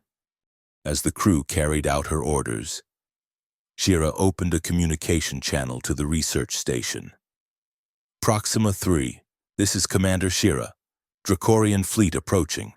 Estimated time to engagement, 8 minutes. Confirm status of neural dampener and defensive preparations. Marcus's voice came through clearly. Dampener functioning at optimal levels.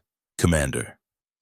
We've secured the quantum shield prototype and evacuated non-essential personnel to the station's core sections. Dr. Hayes has activated all available defensive systems. He maintain regular status reports, Shira instructed. If you detect any sign of the Queen ship near your position, inform us immediately. Understood, Commander. Chen out. The minutes ticked by with the tense anticipation that always preceded combat. The Kraken's Claw's crew moved with practiced efficiency. Each warrior focused on their assigned duties as the massive warship prepared to meet the enemy. Dracorian fleet entering weapons range in 60 seconds, the tactical officer announced. "Oh, battle stations," Shira ordered, her voice calm and steady. "Weapons free upon my command. Target priority, Dracorian heavy cruisers first, then destroyer-class vessels." The bridge fell silent as the enemy fleet approached, their formation tightening as they prepared for the assault. Shira waited patiently, allowing the Dracorians to commit to their attack vector before revealing her own strategy. "Enemy vessels charging weapons," Vorg reported. "They're targeting the Kraken's Claw rather than the research station." "As expected," Shira nodded. "They wish to eliminate us as a threat before proceeding with their primary objective."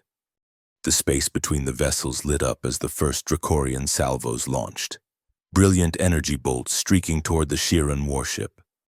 "Evasive maneuvers," Shira commanded the Pattern Delta 7 and return fire all forward batteries. The Kraken's Claw surged into motion, its massive bulk moving with surprising agility as it evaded the majority of the incoming fire. A few shots connected, their energy dissipating against the warship's powerful shields without causing significant damage. In response, the Shiran vessel unleashed its own weapons, devastating particle beams and quantum torpedoes that tore through space toward the Dracorian fleet. The initial barrage struck a heavy cruiser dead center, overloading its shields and ripping into the hull beneath. Secondary explosions bloomed along the enemy vessel's flank as critical systems failed. "Direct hit on Cruiser 1, the tactical officer reported. "Their shields are down, and they've sustained heavy damage to propulsion and weapon systems. Cruisers 2 and 3 are adjusting course to provide covering fire. Launch fighter squadrons," Shira ordered. "Target pattern Epsilon. Focus on the destroyer-class vessels while our main batteries continue engaging the cruisers." Sleek Shiran fighters streamed from the Kraken's Claw's launch bays, their formation tight and disciplined as they accelerated toward the smaller Dracorian ships. The space around the warring vessels became a chaotic battlefield of energy weapons, explosions, and maneuvering craft. "Commander," the sensor officer called out suddenly. "We're detecting quantum fluctuations consistent with the Queen ship's cloaking technology.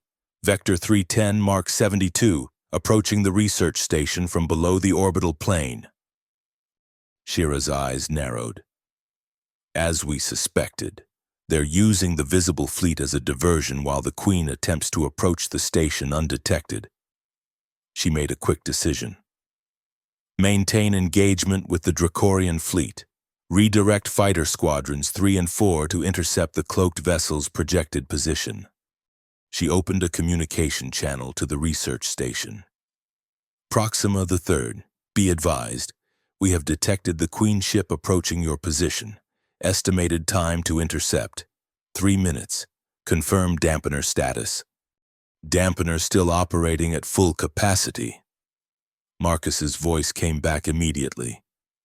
"We're monitoring for any attempt at psychic intrusion. So far, nothing detected. The Queen may attempt a physical breach if her psychic attacks fail," Shira warned. "Secure all docking ports and access points. We are dispatching fighters to intercept, but some may get through." "Understood, Commander. We're preparing for that possibility." The battle continued to rage around the Kraken's Claw, the Dracorian fleet pressing their attack with increasing desperation as more of their vessels sustained damage. But Shira's attention was now divided, her tactical focus shifting to the invisible threat approaching the research station. "The fighter squadrons report no visual contact with the Queen ship yet." Vorg announced. They're deploying sensor probes along the projected approach vector. Suddenly, a massive energy surge appeared on the tactical display, originating from the area where the Queen ship was believed to be. Energy spike detected, the sensor officer shouted. The Queen ship is charging weapons. He warned the fighters to evade, Shira commanded sharply, and alert the station. Before the warning could be transmitted, a blindingly powerful energy beam lanced out from seemingly empty space, cutting through two Akshiran fighters before they could react. The beam continued onward, striking the research station's outer defensive shield with devastating force. Station shields holding at 62%, reported the communications officer, relaying data from Proxima 3. They've taken significant damage to the outer hull, but no breaches reported. The Queen ship has revealed its position. Vorg observed, indicating the tactical display where the massive vessel was now partially visible. Its cloaking technology disrupted by the weapon's discharge. All available weapons, target that position, Jira ordered. Fighter squadrons, commence attack run. The Kraken's claw pivoted sharply, bringing its main batteries to bear on the now visible Queen ship. A devastating barrage of energy weapons fired in perfect synchronization, streaking across space toward the monstrous vessel. Meanwhile, aboard the research station, Marcus raced through the corridors toward the section that had been struck by the Queen's weapon. Emergency systems had activated, sealing bulkheads and rerouting power to maintain life support in the affected areas. Status report, he demanded as he reached the security control center where Dr. Hayes was coordinating the station's response. Outer hull damage in sections 7 through 9, she reported grimly. The shield absorbed most of the impact, but the structural integrity in those sections is compromised. We've evacuated all personnel to the inner sections. Marcus checked the dampener's telemetry on a nearby console. The dampener is still functioning normally, no sign of psychic intrusion attempts yet. A tremendous shudder ran through the station as another impact struck the shields. Shield capacity down to 40%, a technician announced. One more hit like that and they'll fail completely. Outside, the battle had intensified as the Chiron fighters engaged the massive Queen ship. Though now visible, the vessel's organic hull seemed to absorb or deflect many of their attacks, its strange, tentacle-like appendages lashing out to SWAT fighters from space when they approached too closely. The Kraken's claws barrage struck the Queen ship with tremendous force, visibly damaging its outer structure. But to the shock of the Giran gunners, the damage began to repair itself almost immediately, the organic components of the hull regenerating before their eyes. By the ancestors, Vorg muttered, the ship truly is alive. Target the same sections repeatedly, Shira commanded. Don't allow the regeneration process to complete, and focus fire on apparent weapons emplacements. As the warship adjusted its attack strategy, Jira received an incoming communication from the research station.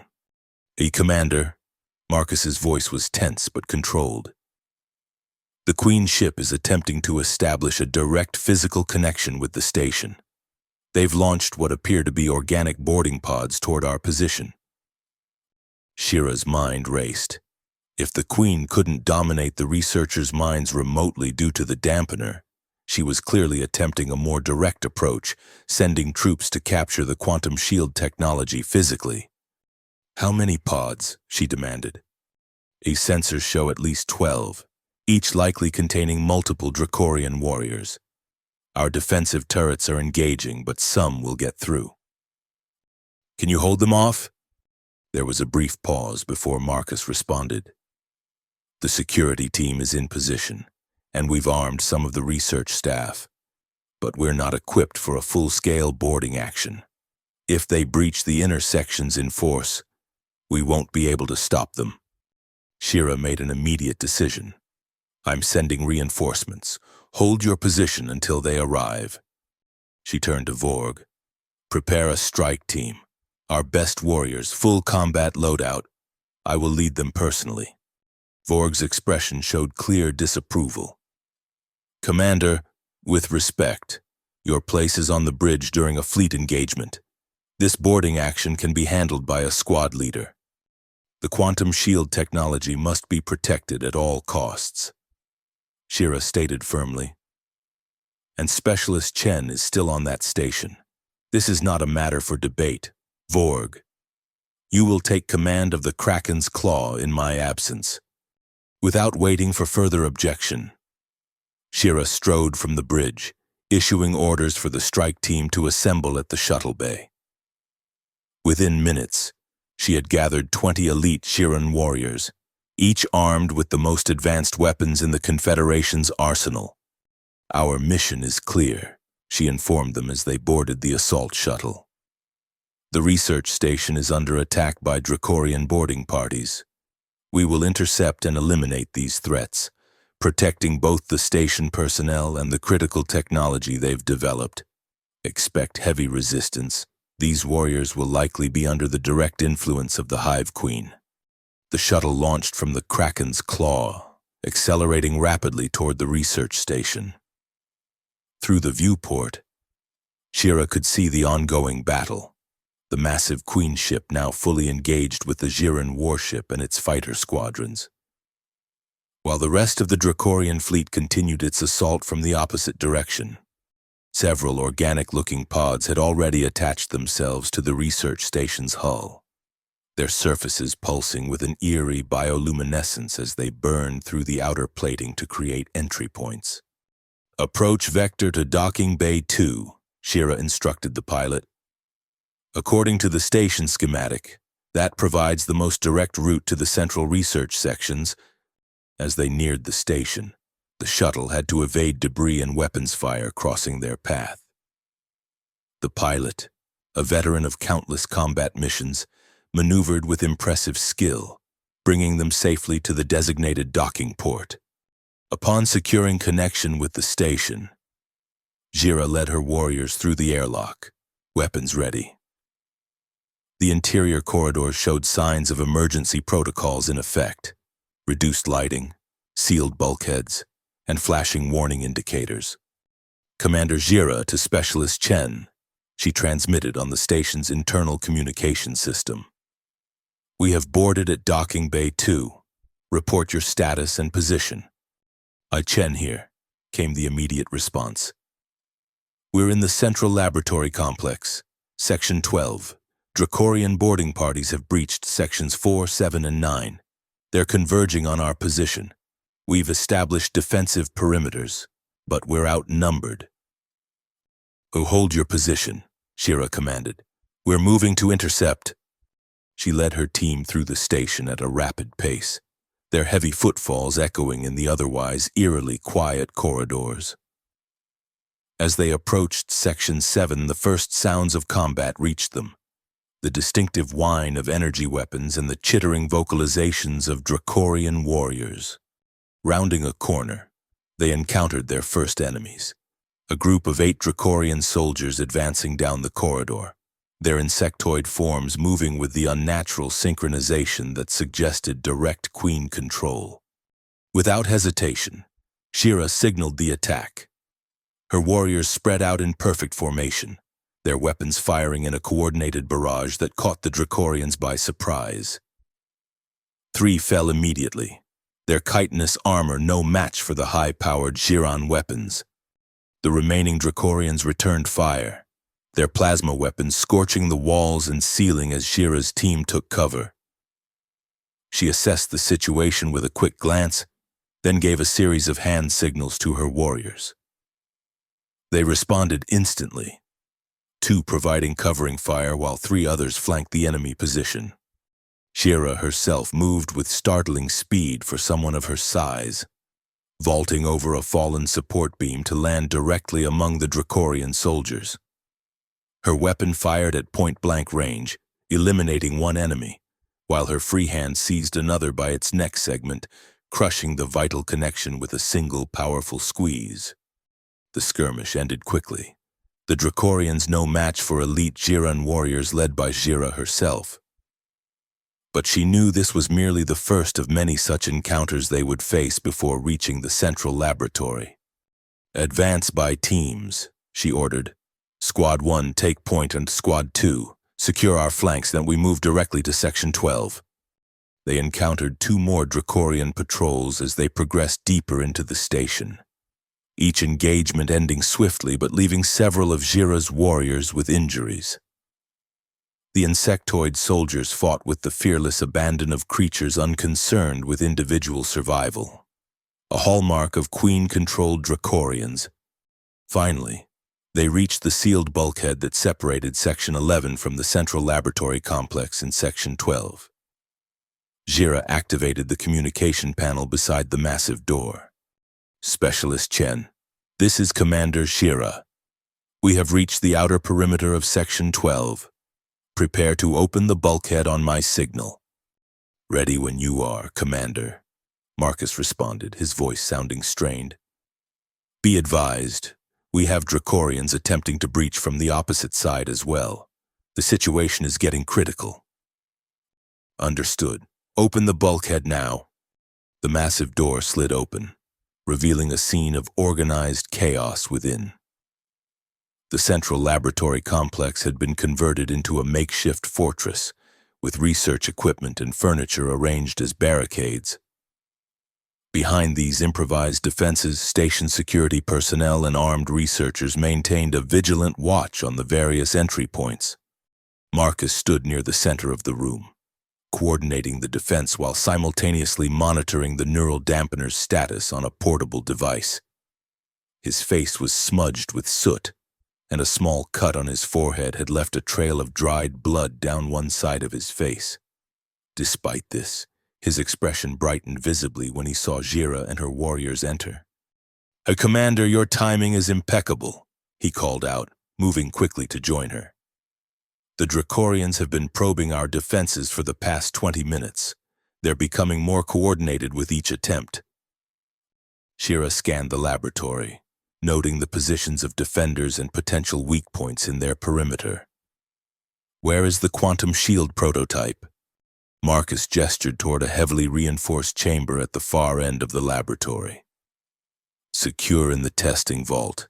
Dr. Hayes is making final preparations to destroy it if capture becomes inevitable." "That will not be necessary," Shira stated firmly. "We will hold this position." She quickly reorganized the defenses, positioning her warriors at strategic points to strengthen the perimeter.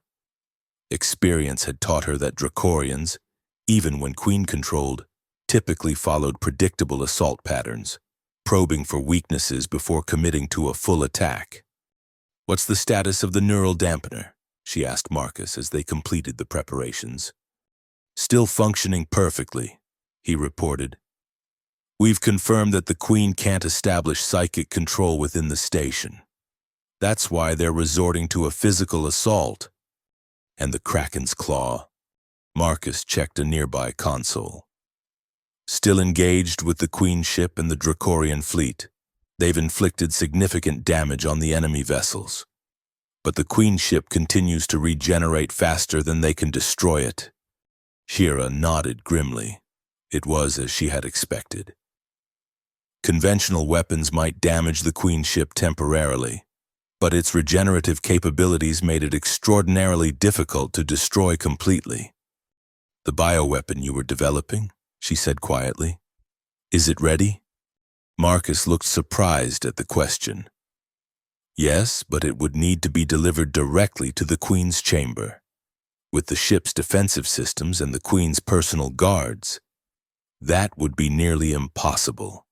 "Perhaps," Shira acknowledged. "But if the opportunity arises, we must be prepared to take it." Before Marcus could respond, an alarm sounded from one of the perimeter sensors. "Multiple breaches detected," announced a security officer. "Sections 8, 10, and 13 have been compromised. Dracorians advancing on all fronts. They're coordinating a simultaneous assault from multiple directions." Marcus realized, trying to overwhelm our defenses through sheer numbers. Shira moved to the central tactical display, studying the enemy movements. They will focus their main thrust here. She indicated the largest breach point, with secondary attacks from these two vectors as distractions. We will concentrate our forces accordingly. She had barely finished giving orders when the first wave of Dracorians attacked. They came through ventilation shafts, maintenance access points, and breached bulkheads, a chittering, swarming mass of insectoid warriors driven by the Queen's implacable will. The defenders met them with disciplined fire. Shira's warriors forming the backbone of the resistance while station security and armed researchers provided support. The first wave was repelled with relatively few casualties on the defenders' side, but Shira knew it was merely the beginning. "They're testing our defenses," she observed as the Dracorians temporarily retreated. "The next wave will be stronger and more focused."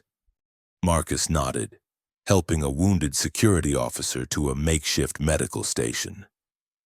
"We can't sustain a prolonged siege. Even with your warriors, we're outnumbered. And if they breach the laboratory itself—" He didn't need to finish the thought. If the Dracorians reached the quantum shield prototype, all would be lost. Commander," a communication officer called out. "Incoming transmission from the Kraken's claw." Shira moved to the console, accepting the transmission. Vorg's face appeared, his expression grim but determined.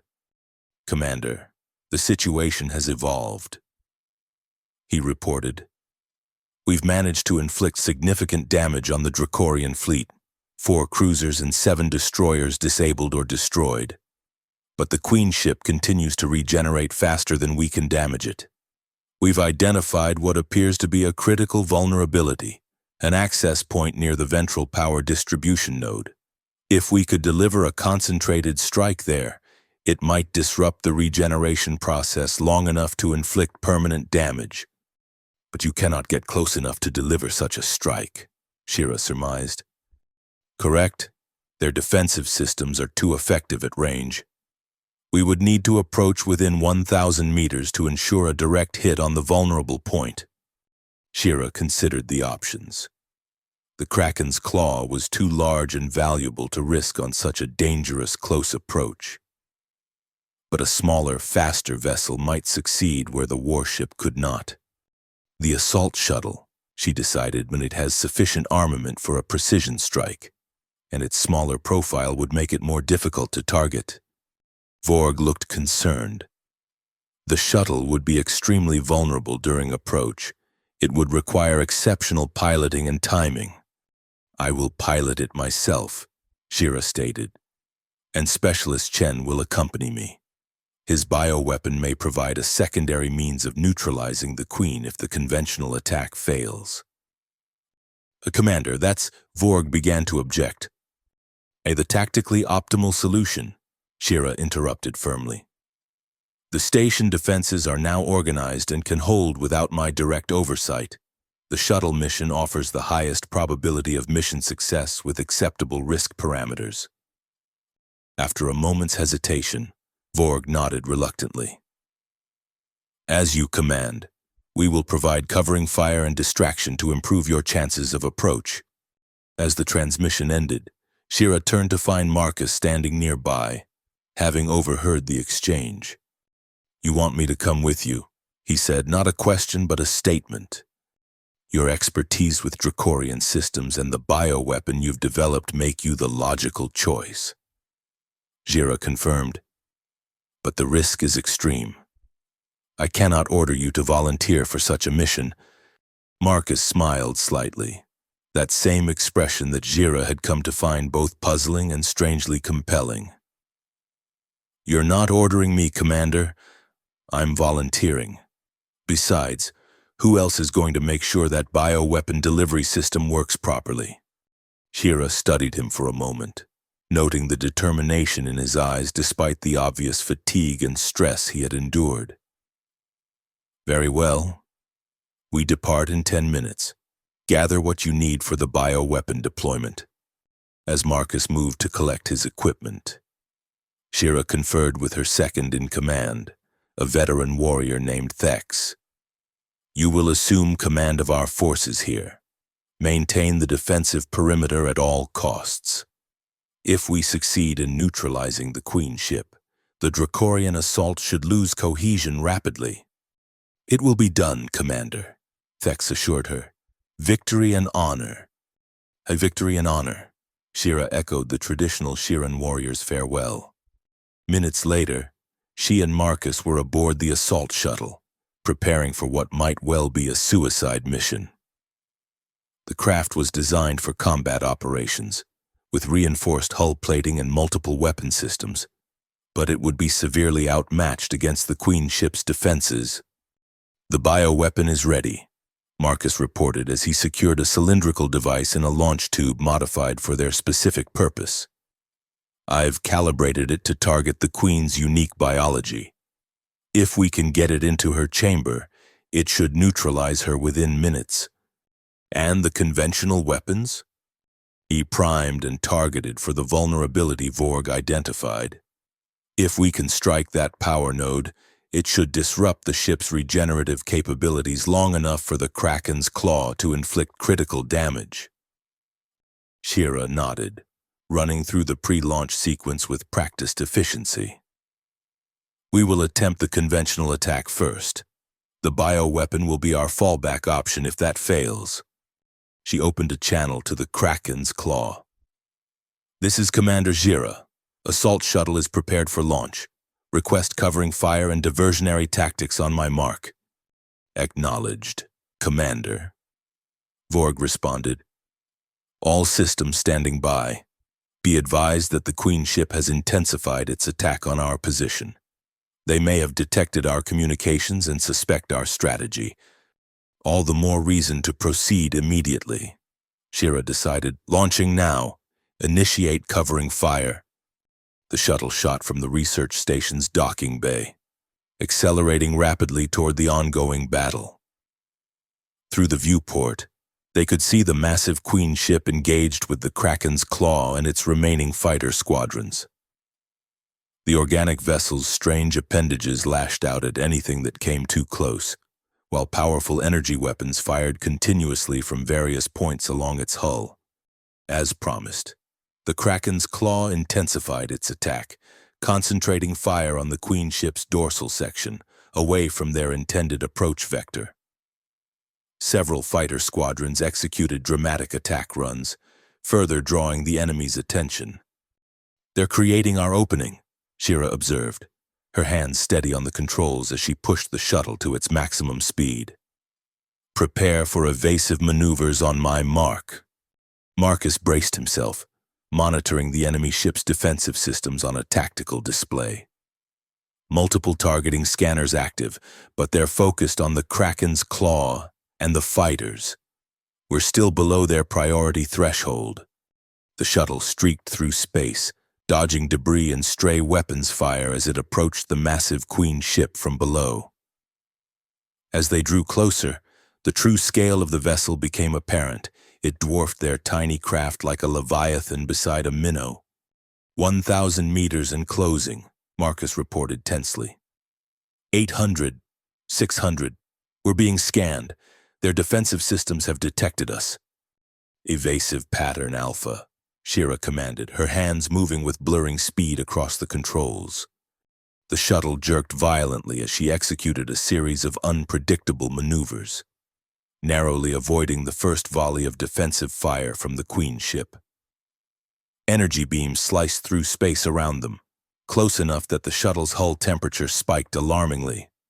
400 meters, Marcus continued, his voice remarkably steady despite the danger. The target node is coming into weapons range. 300 meters. A tremendous impact rocked the shuttle, sending warning indicators flashing across the control panel. Direct hit to our port stabilizer, Shira reported grimly. Compensating. The shuttle lurched again as another shot grazed their hull. Atmosphere vented briefly from a small breach before emergency sealant systems activated. 200 meters, Marcus called out. Target lock established. We're within optimal firing range. Firing main weapons, Jira announced, activating the shuttle's primary armament. A concentrated beam of destructive energy lanced out from the shuttle, striking the Queen ship precisely at the vulnerable node Vorg had identified. The impact created a spectacular explosion, tearing away a section of the organic hull and exposing internal systems beneath. "Direct hit," Marcus exclaimed. "Regeneration processes disrupted. The Kraken's claw is targeting the breach point now." Sure enough, the Chiron warship had immediately redirected its main batteries to focus on the newly created vulnerability. Devastating salvos pounded the exposed section, preventing the ship's organic components from sealing the breach. For a moment, it seemed their gambit had succeeded. The Queen ship's defensive fire faltered, and its massive form shuddered visibly as critical systems were damaged. Then disaster struck. A previously undetected defensive weapon on the Queen ship activated, firing a concentrated plasma burst directly at the shuttle. There was no time to evade. "A brace for impact," Shira shouted, attempting to angle the shuttle to minimize the damage. The plasma burst struck with catastrophic force, overwhelming the shuttle's shields and searing through its hull. Control systems failed instantly, and the small craft began to tumble uncontrollably. "Primary systems offline," Shira reported, fighting to regain control with backup systems. "Engines non-responsive, weapons disabled." Marcus struggled to secure himself in the violently shaking craft. "The bioweapon is still intact," he called out, "and we're on a collision course with the Queen ship, right near a breach point in their hull." Shira quickly assessed their situation.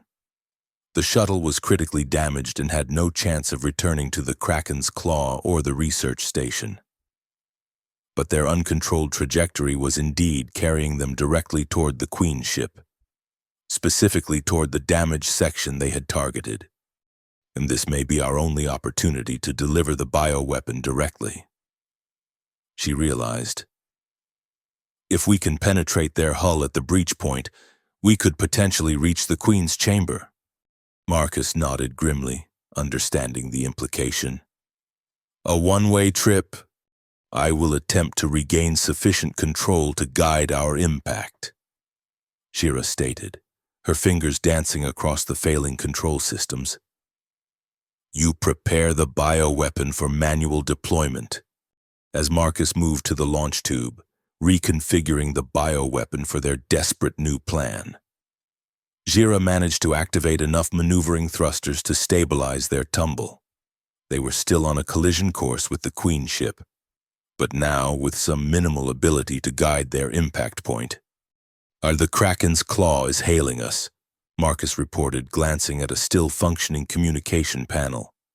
"Ignore it," Shira commanded. "They would only attempt to dissuade us from our course." The Queen ship loomed larger in their viewport, its massive organic form filling their view. The breach they had created was clearly visible, a gaping wound in the living vessel's hide, partially obscured by energy discharges and debris. "Impact in 30 seconds, Jira announced calmly. "Is the bioweapon ready?" "Ready," Marcus confirmed, his voice equally composed despite the certainty of what awaited them. "Set for manual detonation once we're inside. It should spread throughout the ship's internal circulation system, directly targeting the Queen's biology." Shira glanced at him briefly, struck by the human's courage in the face of seemingly inevitable death. "You have shown exceptional valor, Marcus Chen," she said formally. "It has been an honor to serve with you." Marcus met her gaze, a small smile playing at his lips despite the circumstances. "The honor has been mine, Jira, and for what it's worth, I'm glad I got to know you, even briefly." Something passed between them in that moment, an understanding, a connection that transcended their different species and backgrounds. Shira felt a strange sensation in her chest, an unfamiliar warmth that she had no name for.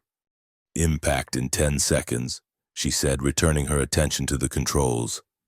"Brace yourself," The shuttle slammed into the Queen's ship with tremendous force, tearing through the already damaged section of hull and plunging into the vessel's interior.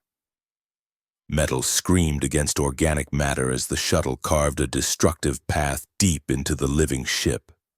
The impact threw both Shira and Marcus violently against their restraints. Warning systems blared as the shuttle's remaining systems failed catastrophically. Atmosphere vented through multiple hull breaches, and fires erupted from damaged electrical components. "Status?" Shira demanded, releasing her restraints and moving to check on Marcus. He was injured, a deep gash across his forehead and what appeared to be a dislocated shoulder, but conscious and alert. "Alive, surprisingly," he grimaced, freeing himself from his own restraints. "The bioweapon is intact. We need to move quickly before the ship's systems seal us in or flush us out." Shira nodded, helping him to his feet.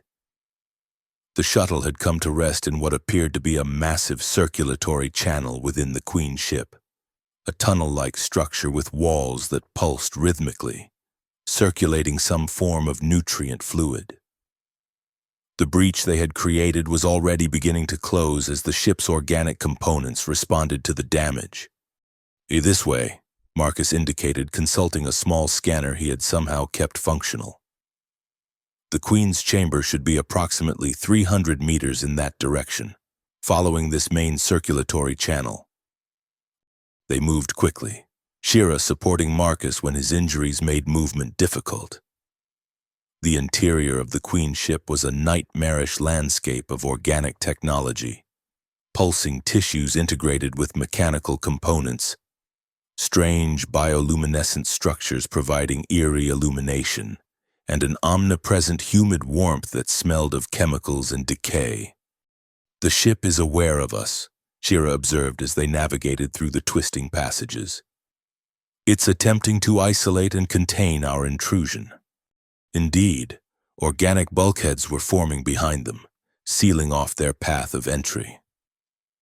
Ahead, similar structures threatened to block their advance. "We need to move faster," Marcus urged. "The scanner shows increasing activity around the Queen's chamber. She knows we're here." They increased their pace, Shira now practically carrying Marcus as his strength began to falter from his injuries. The passages narrowed, forcing them to crawl through constricted sections where the ship's internal structures pressed in around them. "Almost there." Marcus gasped as they emerged into a larger channel. The Queen's chamber should be just beyond that membrane structure ahead. The membrane he indicated was a translucent barrier that pulsed with an ominous red glow. Beyond it, they could dimly perceive a vast open space, presumably the central chamber where the Queen resided. "Dracorian guards," Shira warned, spotting insectoid forms moving on the other side of the membrane. "They're establishing a defensive perimeter." Marcus checked the bioweapon, which he had been carefully protecting throughout their journey. "The device is ready. If we can breach that membrane and get this anywhere into the chamber, the dispersal system will activate. The bioagent will spread throughout the entire circulatory system within minutes." Shira assessed their situation with cold pragmatism. The Dracorian guards would overwhelm them quickly once they breached the membrane. Their chances of successfully deploying the bioweapon and surviving were virtually non-existent. "I will create a diversion," she decided, "draw their attention and engage as many as possible. You will use that opportunity to deliver the bioweapon into the chamber." Marcus looked at her with sudden understanding and alarm. "That's a suicide play, Shira. You can't possibly hope to survive against that many guards." "The mission must succeed," she stated simply. "The Queen must be neutralized. My survival is secondary to that objective." "There has to be another way," Marcus insisted, his amber eyes intense as he sought an alternative. "Maybe we can—" His words were cut short as the organic passage around them suddenly contracted violently, nearly crushing them. The ship was actively attempting to eliminate the intruders now. We have no time for alternatives, Shira said urgently. The plan proceeds as stated to prepare the bioweapon. Marcus hesitated for a heartbeat, then nodded reluctantly. All right, but we go together, as far as we can. I'll need covering fire to reach an effective dispersal point anyway. Shira acknowledged this with a curt nod, then readied her weapon, the only one they had managed to salvage from the shuttle. On my signal, we breach the membrane and advance directly toward the chamber center. Do not hesitate. Do not look back. Complete the mission at all costs. Marcus took a deep breath, steadying himself. Ready? Now! Shira surged forward, her powerful form smashing through the membrane barrier with tremendous force. They emerged into chaos. The Queen's chamber was a vast, cathedral-like space dominated by a central pool of viscous fluid. Suspended within this pool was the Queen herself, an enormous insectoid creature with multiple appendages and a grotesquely swollen abdomen. Tubular structures connected her to the ship's systems, creating a literal physical integration between ruler and vessel. Surrounding the pool were dozens of Dracorian guards, their weapons already tracking toward the intruders. At the Queen's mental command, they opened fire immediately. Shira moved with incredible speed, placing herself between the guards and Marcus while returning fire with precise, devastating effect.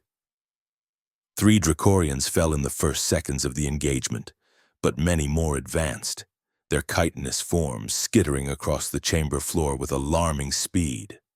"A go!" Shira shouted to Marcus, who was making his way along the chamber's perimeter, using structural elements as cover while he approached a position from which he could deploy the bioweapon effectively. The battle intensified as more guards converged on Shira's position. She fought with the skill and ferocity that had made her legendary among her own kind, each movement precise and devastatingly effective. Dracorians fell before her in growing numbers.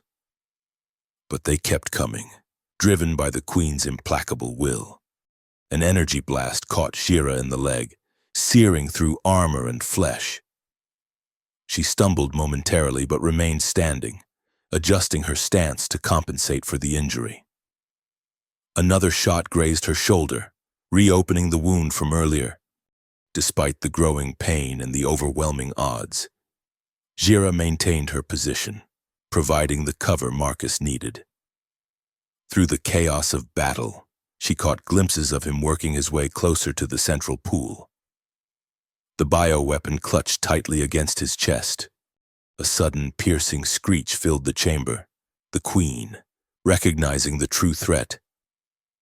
With a mental command, she redirected most of her guards toward Marcus, apparently willing to sacrifice those engaging Shira in order to stop the bioweapon. "Marcus!" Shira called out in warning, seeing the danger before he did. Without hesitation, she abandoned her defensive position and charged across the chamber, intercepting the first wave of guards before they could reach him. The close-quarters combat was brutal and swift. Shira's weapon was knocked from her grasp, forcing her to rely on her tremendous physical strength. She tore through the Dracorian guards with her bare hands, crushing chitinous armor and ripping limbs from bodies in a display of raw power that momentarily stunned even the Queen-controlled warriors. But the numbers were too great. For every guard she neutralized, 2 more took its place. A coordinated attack from multiple directions overwhelmed her defenses, energy weapons and serrated claws finding gaps in her armor, despite the devastating injuries she was sustaining. Shira fought on with singular focus, her eyes tracking Marcus's progress. He had nearly reached the edge of the central pool, the bioweapon now armed and ready for deployment. A final surge of Dracorian guards pushed Shira to her knees, their combined weight and attacks overwhelming even her formidable strength. As she fell, she saw Marcus reach the edge of the pool. Their eyes met across the chamber, a moment of connection amid the chaos. With a final desperate effort, Shira broke free from her attackers long enough to shout, "Now, Marcus! Complete the mission. Marcus hesitated for just a fraction of a second, his eyes on Jira's battered form. Then his expression hardened with determination. He activated the bioweapon and hurled it directly into the pool containing the queen. The effect was immediate and dramatic. The bioagent dispersed into the viscous fluid, rapidly spreading throughout the queen's massive body via the circulatory connections. The enormous creature thrashed in sudden agony, her psychic scream pulsing through the chamber with such force that the Dracorian guards faltered, momentarily confused as their mental connection to their ruler was disrupted. Shira seized the opportunity, tearing free from her captors and fighting her way toward Marcus.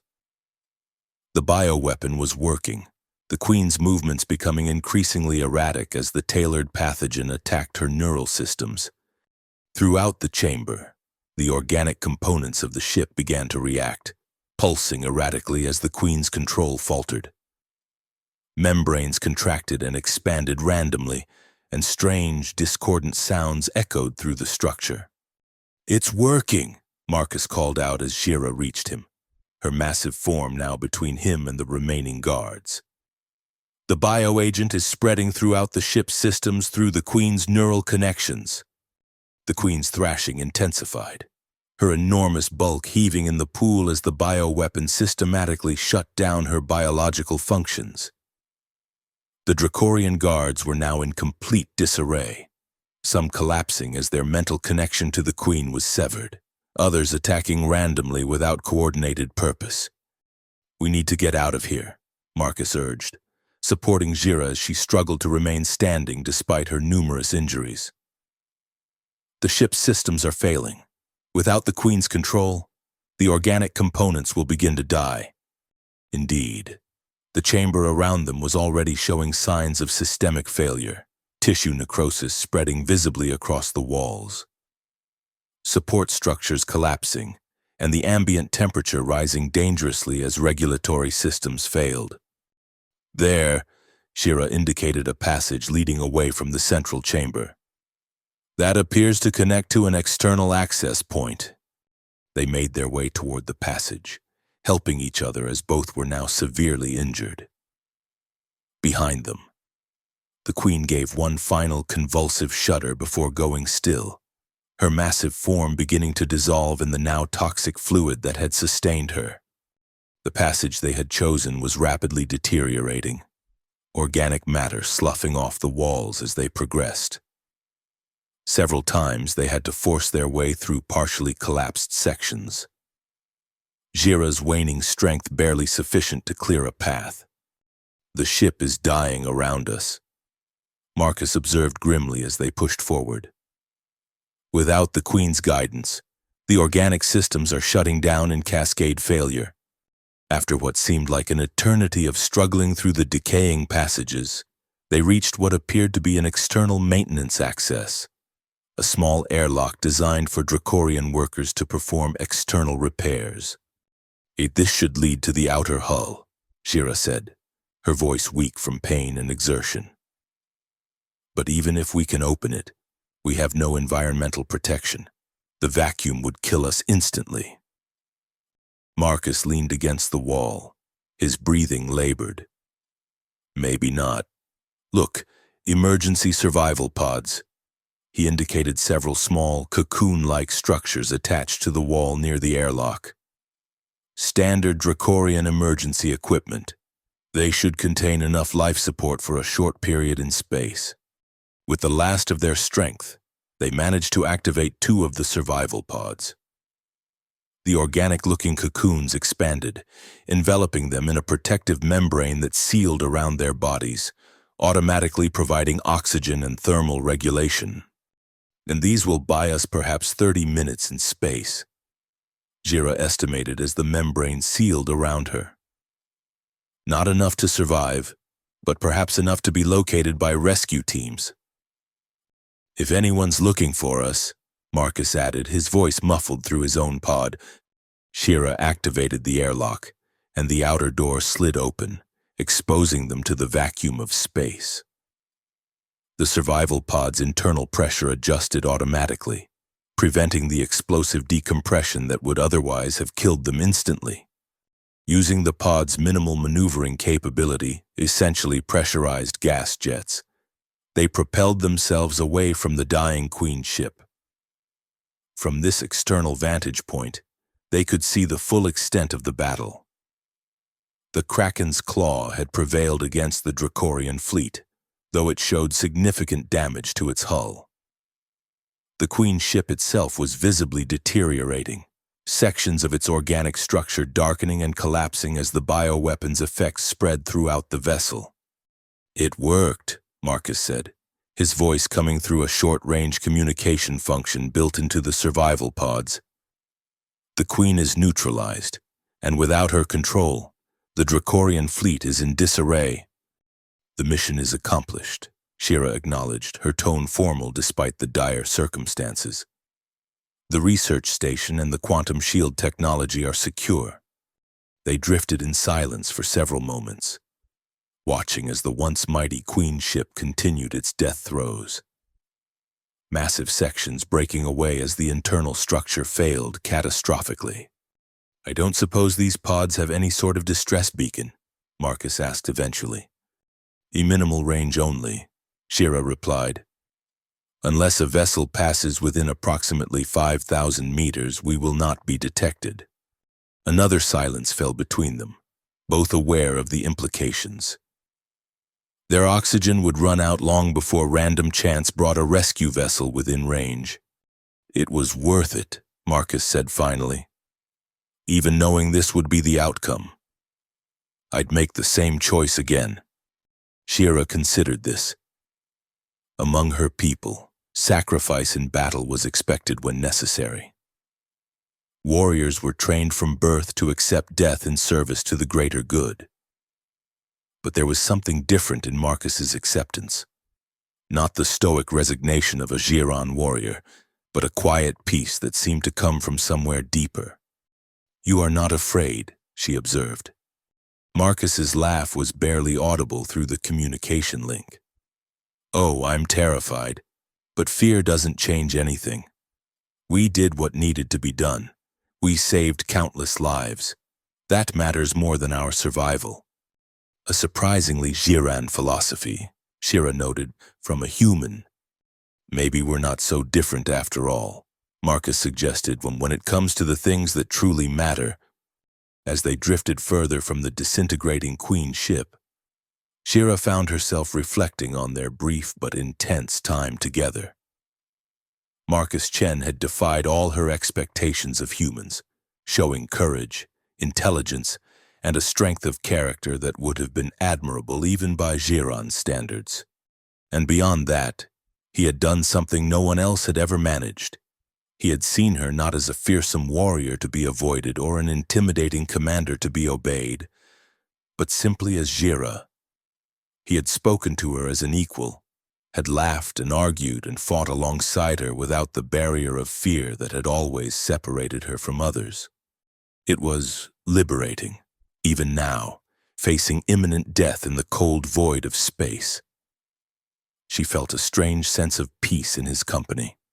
"Marcus," she began, uncertain how to express these unfamiliar thoughts. "I know," he replied simply, as if he could somehow read her mind despite the absence of any psychic connection. "I felt it too." Before Shira could respond, a bright light suddenly illuminated them from above. Looking up, they saw the unmistakable silhouette of a Giran shuttle, its searchlights sweeping the area systematically.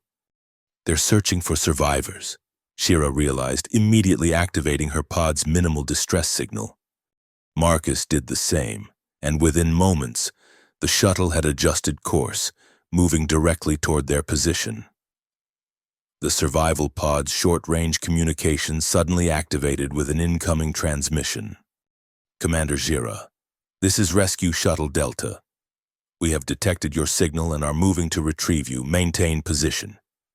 The shuttle maneuvered carefully alongside them, extending a capture arm to secure the floating survival pods.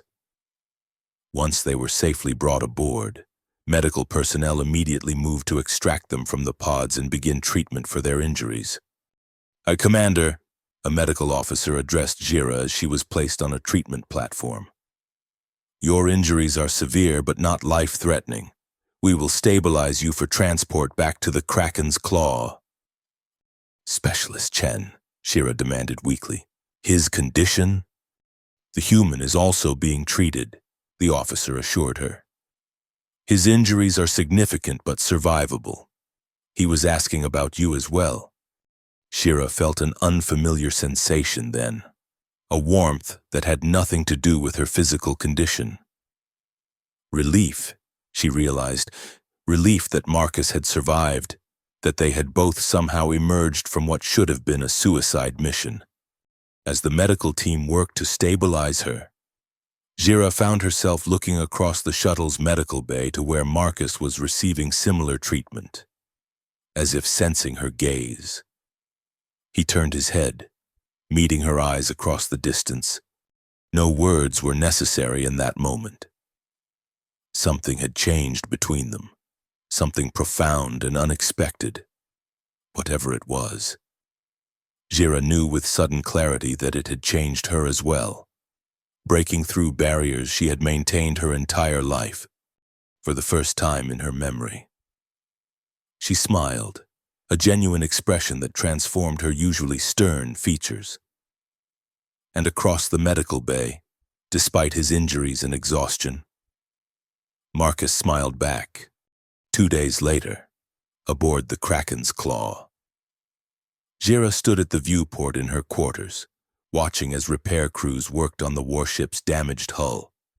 Her own injuries were healing rapidly thanks to advanced Chiron medical technology, though the medical officer had insisted she remain off active duty for at least another day. A chime announced a visitor at her door. "Enter," she commanded, turning from the viewport. The door slid open to reveal Marcus, looking remarkably recovered despite the bandages still visible at his neck and forehead. He smiled as he stepped into her quarters. That same open expression that had first caught her attention days ago, though it seemed like much longer. "Commander," he greeted her formally. "The medical officer said you were well enough for visitors. I hope I'm not intruding." "You are not," Shira assured him. "Your recovery progresses well?" "Remarkably so, thanks to your medical team." "Apparently. I'm something of a curiosity to them. They don't often get to treat humans." An awkward silence fell between them, both aware of the unspoken subjects hovering in the air. "The mission report has been filed," Shira said eventually, falling back on professional matters. "High Command has conveyed their highest commendation for our actions. The Queen's ship has been completely neutralized, and the remaining Dracorian forces have retreated from the sector. And the research station, the quantum shield technology? Secure. Dr. Hayes reports that your neural dampener continued functioning perfectly throughout the crisis. No researchers were compromised. The prototype has been moved to a more secure facility for further development." Marcus nodded, clearly pleased with this news. "So, a complete success then?" "Indeed." Shira hesitated, then added, "Your contribution was essential. Without your expertise, the mission would have failed." "We made a good team," Marcus suggested, his amber eyes studying her with an intensity that Shira found both unsettling and strangely compelling. "Better than either of us expected, I think." "Yes," she acknowledged simply. Another silence, this one charged with unspoken questions. "I've received new orders," Marcus said finally. "The Terran High Command wants me to continue working with the Quantum Shield research team, helping to integrate the technology with existing defense systems. A logical assignment, given your expertise." Shira noted, ignoring the unexpected sense of disappointment the news brought. "And you? What's next for the formidable Commander Jira?" "The Kraken's Claw will complete repairs, then resume patrol duties along the outer rim. There are still Dracorian forces to monitor, even without the Queen." Marcus nodded, taking a step closer to her. So our paths diverge. It would appear so, Shira agreed, finding herself uncharacteristically reluctant to accept this fact.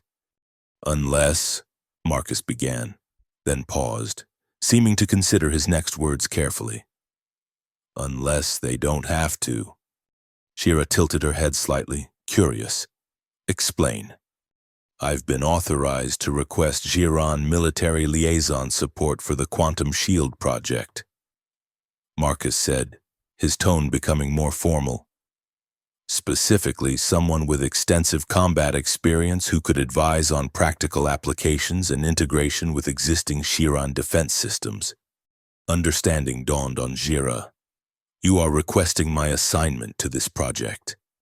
If you're interested, Marcus confirmed, a hint of uncertainty in his voice.